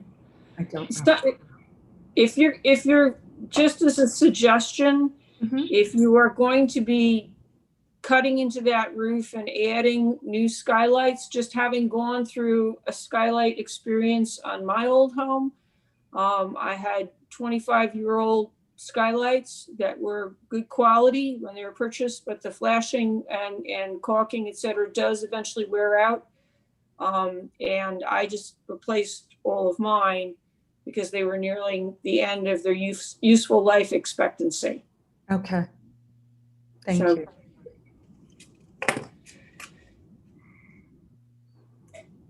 Any other thoughts to be expressed? I think the key to our decision is out of the easement, section 1.2, where it says the purpose of this easement is to assure that the architectural, historic, I'm sorry for that. What is my phone doing? Is to assure that the architectural, historic, cultural, aesthetic, and associated features of the property will be retained and maintained forever, substantially in their appearance and condition as they existed on the effective date. So the key is, are these changes substantial? Do they substantially change the features of this building? If they don't, then I think we're on good ground.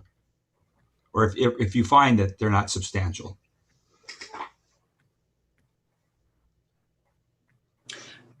Would it be possible to circulate a copy of that easement to the board? Yeah. I think that would be helpful. Yeah. Unfortunately, I'm reading from the original one. I never received a copy of the amended one. Okay. I'm just trying to find some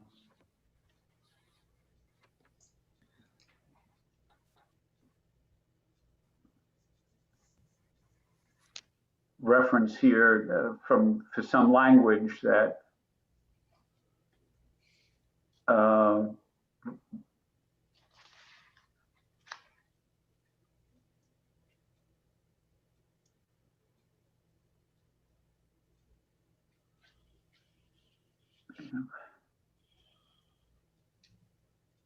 Access, there was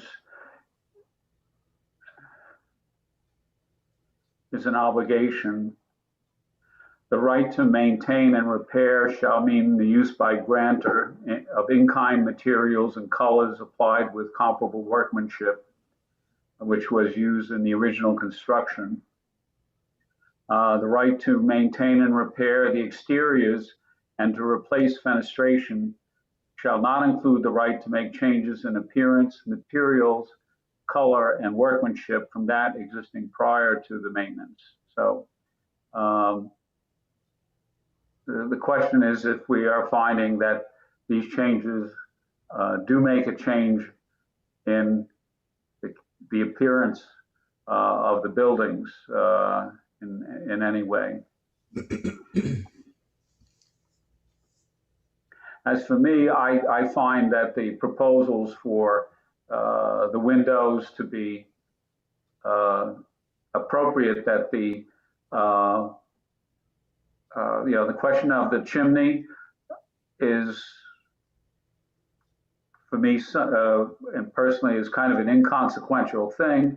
I think chimneys of that kind eventually do deteriorate over a period of time from the effects of moisture, freezing, and thawing.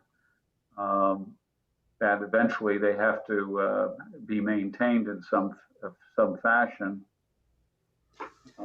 But its existence, the way it is now, speaks to the mindset of Mr. Dash when he lived there and built it. If you take everything that he did and make it look all nice and pretty, it kind of takes away from the experience. From the chat box again, Alejandro is saying, the chimney, I should say, is leaning. So I guess it's got a bit of a lean to it. It's So prop it up. yeah. I think not changing the framing, not changing the chimney, I think all of that is integral to the building. Like I say, I think everything else. Okay, Alejandro sympathetic. replied, correct, Mr. Wilcox. So yes, prop it up. And when you look at that elevation, the chimney is a very vertical element where other things on it are not. So I like it. So, I would have to think that it should stay there. The windows on the second floor in the bedroom are also very vertical. I mean, they're horizontal. Very horizontal. Right. They're the only thing that really disturbed me, but they're the only thing I could then give a real reason for, because yes, you need to get egress out of the bedroom. But it's a bedroom now. It has a CO as a bedroom. They're not going to yank the CO because those windows didn't comply or don't comply anymore. Right, but knowing that they're not as safe as a current window might be, it's kind of like, would I put my kids up in that bedroom, Right? knowing that in case of a fire they might not get out? I think creatively, all of that is important. I think it doesn't matter that, of course it matters that it doesn't comply, but you can see it. And I think it's of historical value. Yeah. Is there a way to replace the windows but maintain that horizontal appearance? There might be, I'm thinking off the cuff, there might be a way to replace each of those two pairs with a larger single unit that would have that would meet the minimum square footage required for egress. But to keep it horizontal, it would probably end up being an awning window. An awning. And typically awnings don't meet egress because the hardware impedes the opening.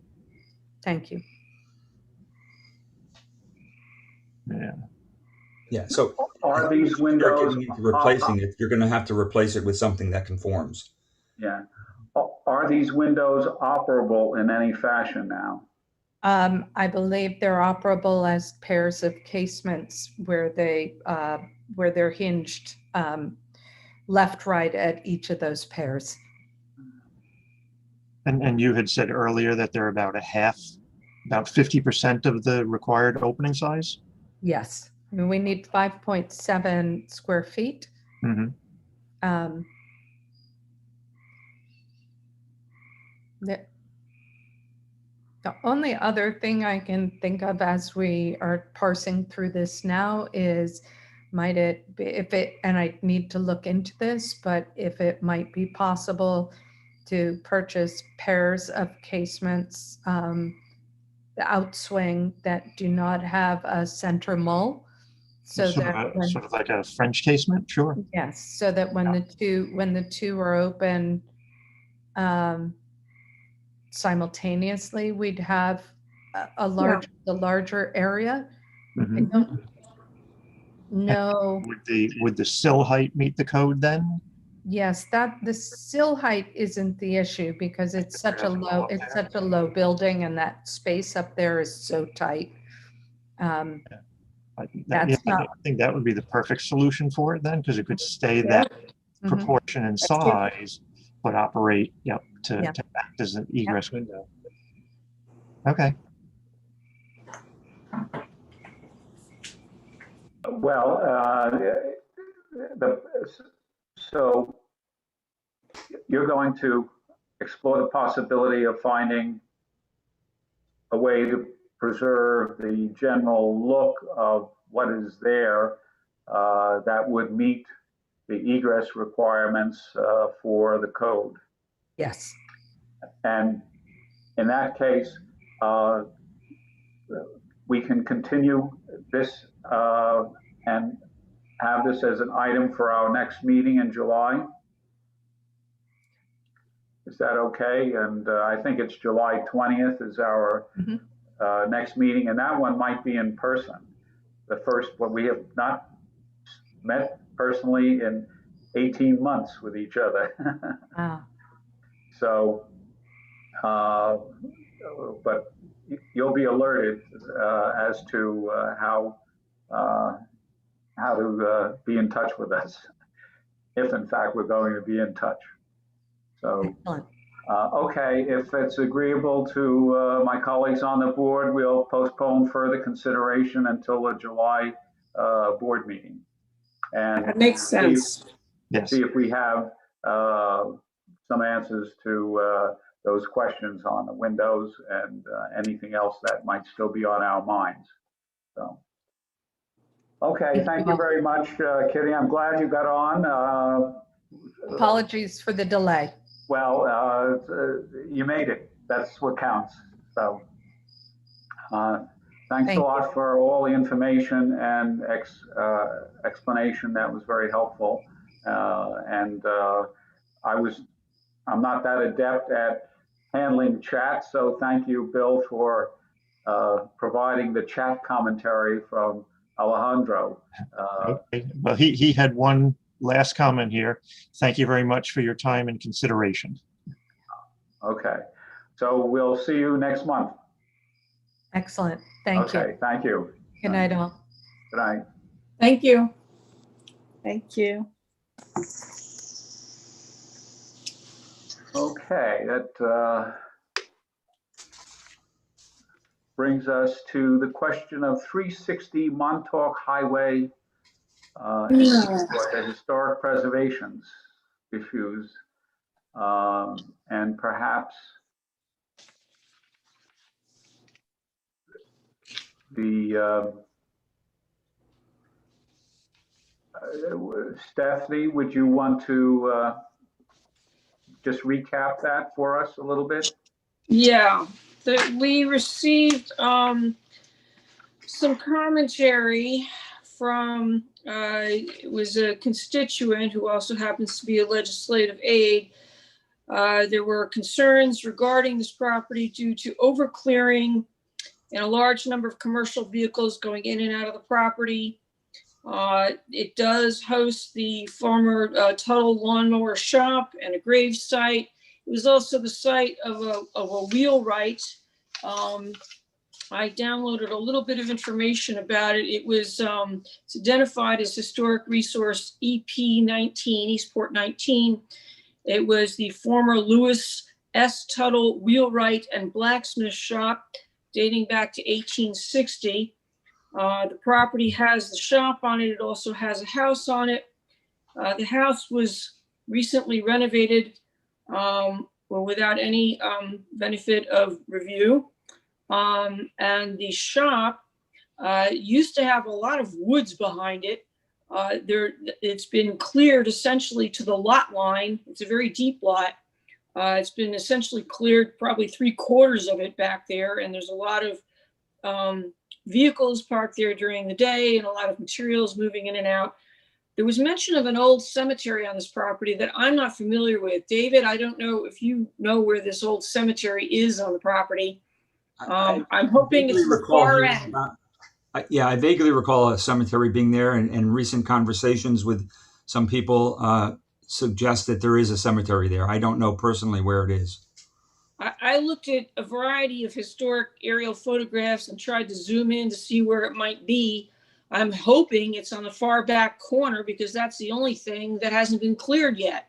3/4 of this property is, either got the buildings on or it's been cleared and is looks like it's covered with gravel or something. And yeah, so it's basically taking a property that was slightly used really just at the mower shop in the past, and it's turning it into essentially what looks like a contractor's yard. And the neighbors have, concerns about noise and other issues, but they are also concerned about the preservation of the cemetery. Do you know if there's anybody in the community who knows where the cemetery might be? I can certainly ask. Yeah, because that certainly would be, worthy of protection. I don't know whether you or somebody else told me that they had actually preserved the remains of the blacksmith and wheelwright shop in the back of the Tuttle mower shop. I don't know whether they've preserved it. I had heard stories that the remains of the blacksmith shop still existed in that building. I have seen them back there when it was the mower shop at one point. Okay. I'm going to say it was within the last 10 years, but I don't know if the new owners have done anything to it. Yeah, thanks, Ed. You can see in that photo, the sort of long rectangular building on the left there is the former blacksmith and wheelwright shop, and most recently mower shop, and currently, I'm not sure exactly what business is in there. And then the roof on the right, the dark roof with the additions on the back of it, is the house. That's the house, except it doesn't look like that anymore. It's all been painted and revamped and windows replaced, etc., and it's being lived in. And had been vacant for many years before. I frankly thought somebody was going to tear it down eventually, so I was glad to see it wasn't. But I think the concern really is the level of commercial activity going on in this property. I don't know, Ed, if you can look back just a couple of years, but if you do, you'll see it was all woods. They took down pretty much every last tree on the place. So you can see the back corner of the property there. You're just at the edge of it, Ed, but you can see that there's still a little bit of woods left back there. Yeah, that's what it looked like up until maybe a year or so ago. All wooded. So I think we need to figure out where the cemetery is. And I think, wasn't there, Dennis O'Rourke advised a violation will be issued for the conversion of a non-conforming use and failure to get site plan approval? Yes, I've confirmed that with the building division, and they have said that they are issuing violations. Is it possible to get this referred to us, which might enable us to actually get on this? Oh my gosh, it looks like the back has now been fully cleared. Yeah, there's no wooded in the corner. That's next door. Wow. I hadn't seen an aerial photo this recent. This is April 2021. Oh. Yeah, well, if there was a cemetery, it may no longer exist. It looks like there's something right there to the rear of it. I'm not sure what that is in the next property. Some small little couple trees. Yeah, but that's a separate property though. Oh, right. I don't know the cemetery. I'm just saying it looks cemetery-ish, even though it's a different property. Right. This is probably what it was a small family cemetery. because none of the aerial photos that I looked at for this property seem to suggest a typical, larger cemetery. This wasn't large, but I see the little trees and a couple things, but you will know when more because you're from that area. Okay, well, I guess, David, if you can That's ask it. around. Yeah, I will. And as far as referral, the violation will be for converting one use to another use without site plan approval from the Okay. planning board. So this will have to go to the planning board for site plan review because it affects a property on the AKRF resources report. We can ask for a referral to the landmarks board. That would be great. Okay, very good. Thanks for the update, Dave. Yep.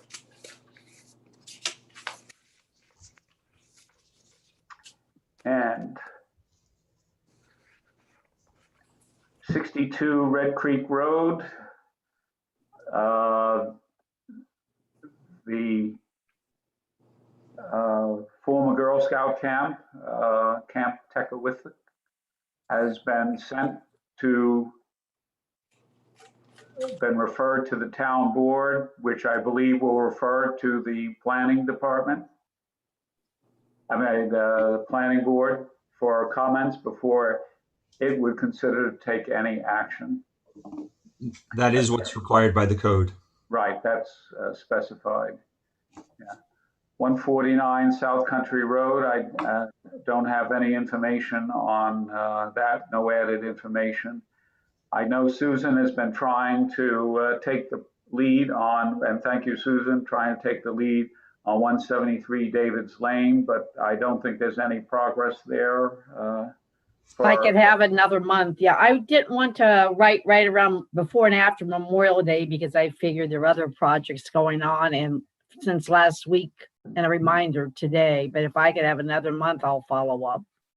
Okay, fine. And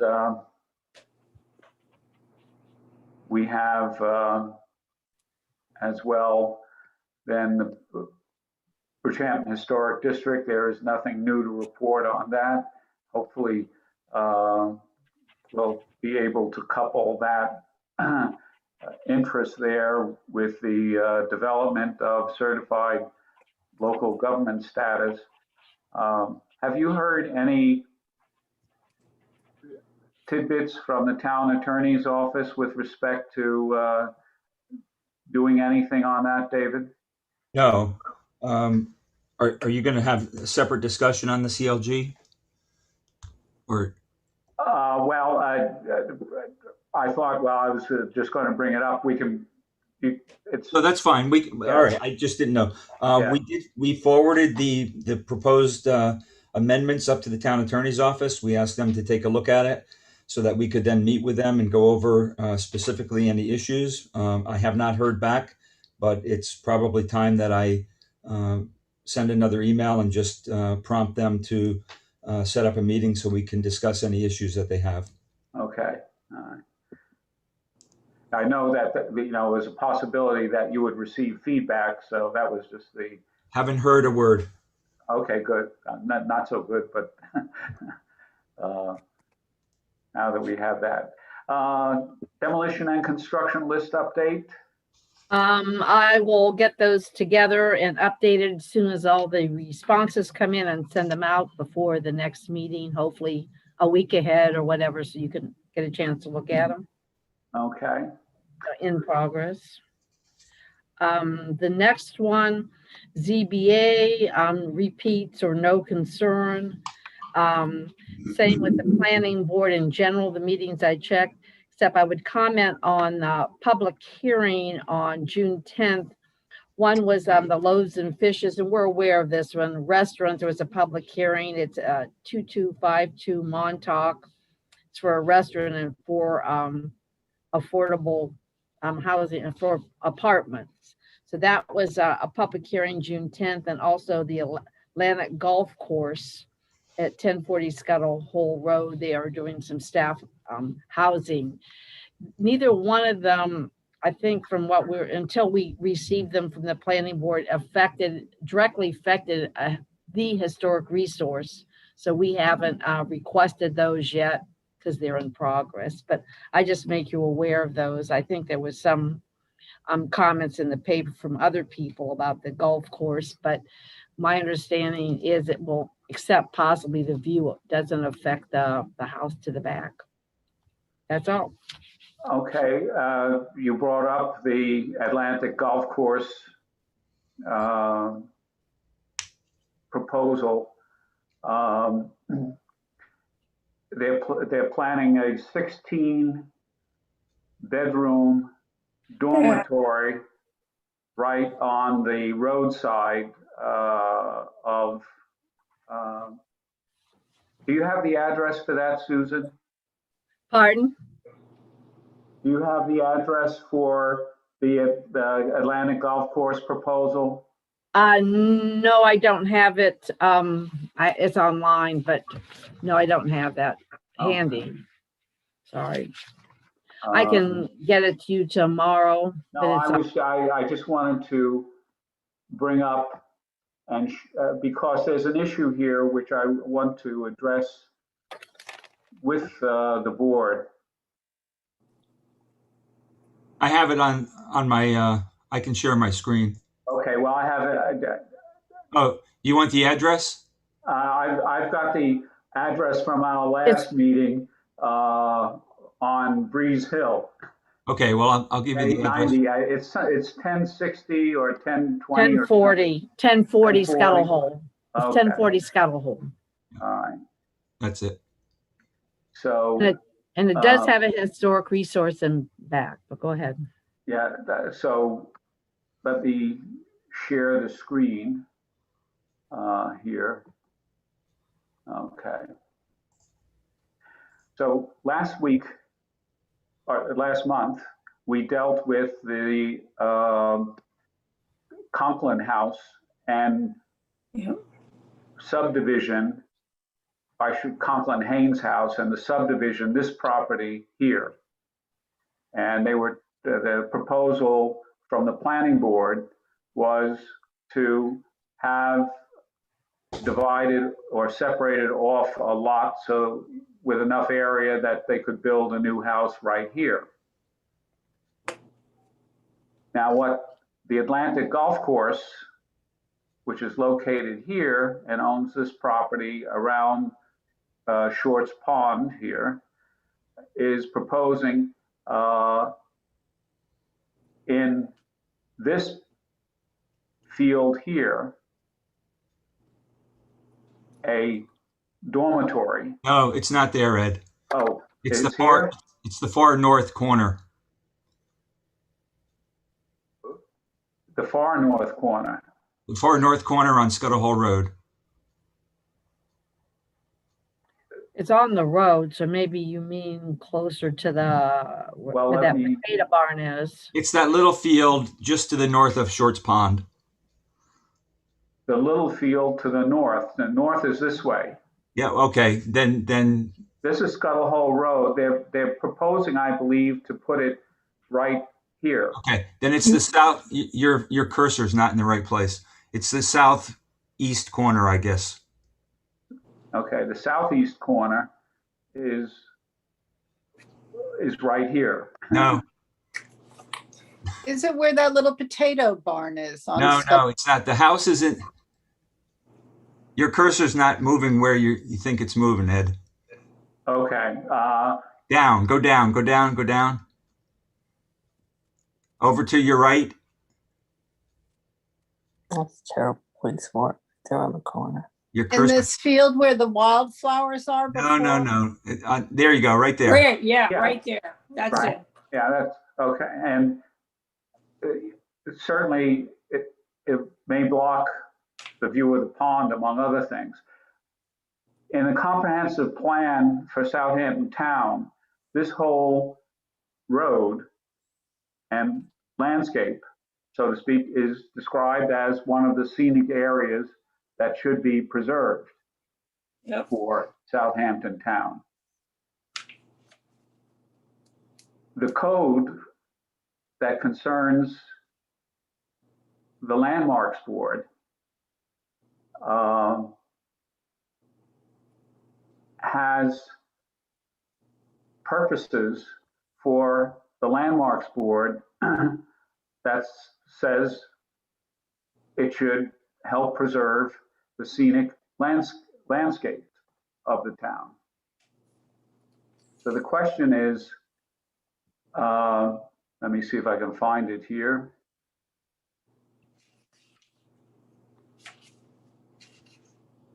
In the code, I'm not sharing the code at the moment, but we'll try to find it. And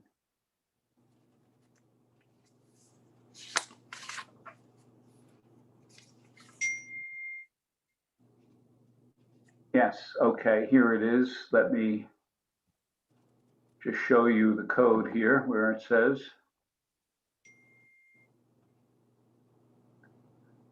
do you see the code on your screens? Yes. Okay. All right. The mission of the Landmarks and Historic Districts Board is to maintain the historic character of the town by promoting the preservation and protection of its historic landscapes, settings, sites, and structures. The question I present to my colleague board members, does this provide us some responsibility and obligation to comment on the proposal by the Atlantic Golf Course? Are we permitted to? Yes, we can. We can make comments to other boards. Well, that whole drive up, if you don't know, I mean, I know you do, Ed, because you live there, and I do too.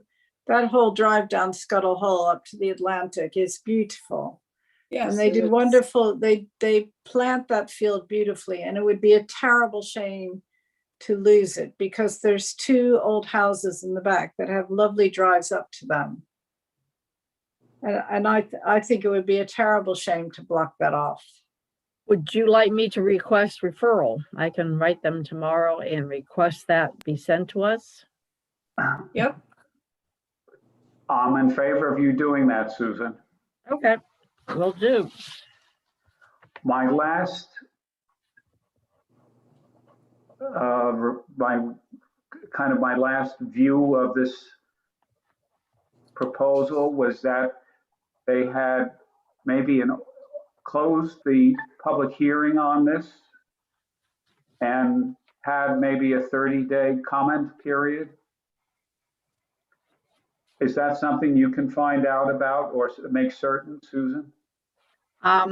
David would probably know. Do you know the answer? It was June 10th. I don't know off the top of my head, but I can find that out very quickly tomorrow.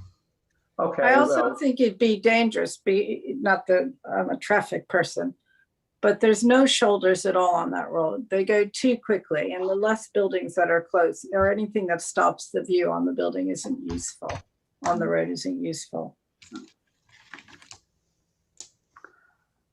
So, okay, so Susan, we'll look forward to you're getting a response from the planning board in terms of referral. Maybe you might want to quote this code portion to them in terms of why we're concerned about it. Okay, that's F. That's F. And yeah, and it's basically at the 330 beginning. 20 F. Okay. 330 320 F. Right. Okay. Will do. Okay. So that brings us back to our agenda. The 2020 Landmarks Maintenance Grant resolution was approved by the town. So that is in process. The Cultural Resource Committee as a clarified structure for the Landmarks Board is an open and pending matter to eventually be addressed. Rules for landmarks maintenance grants for nonprofits is still an open project. Coordinate with the CPF on future easements. That's something yet to be addressed as well.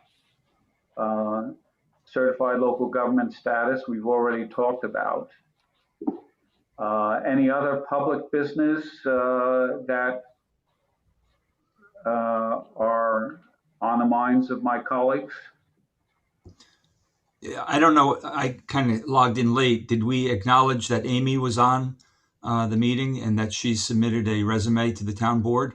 Not yet. We're about ready to Okay. discuss that in executive session. Oh, okay. All right. Then before we do that, I just want to let everybody know that Julie Green, the town historian, is an ex officio member. And Janice Shearer has asked that she attend the meetings to provide her, input into matters that the Landmarks Board is dealing with.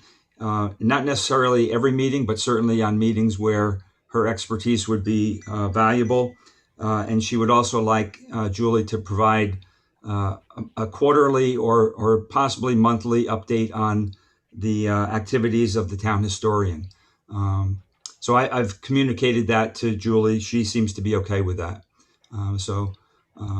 Well, that's a question of supervision. We're not in the business of supervising the town. No, that's already taken care of, Ed. Yeah, okay. Well, two departments. I think she was appointed in the town clerk's office and, has. Yes, I've spoken to Sunday. Okay, all right. So do not want to get involved in complicated supervisory chains. So, okay, if there's no other public business. One quick thing. Ed, can you hear me? Yes, Tim? Okay. The Brewster House was purchased by the town of Southampton, so it's likely we will be reviewing a demolition application for that. Mm-hmm. And it is slated for water quality, open space, so it will be demolished. Yep. And the Brewster House itself will disappear. Yes. Yeah. Okay. So it's sad, but several decades of people trying came to this sad conclusion. Right. Okay. Yeah. Okay. If we could end the recording as we enter into executive session, Charles.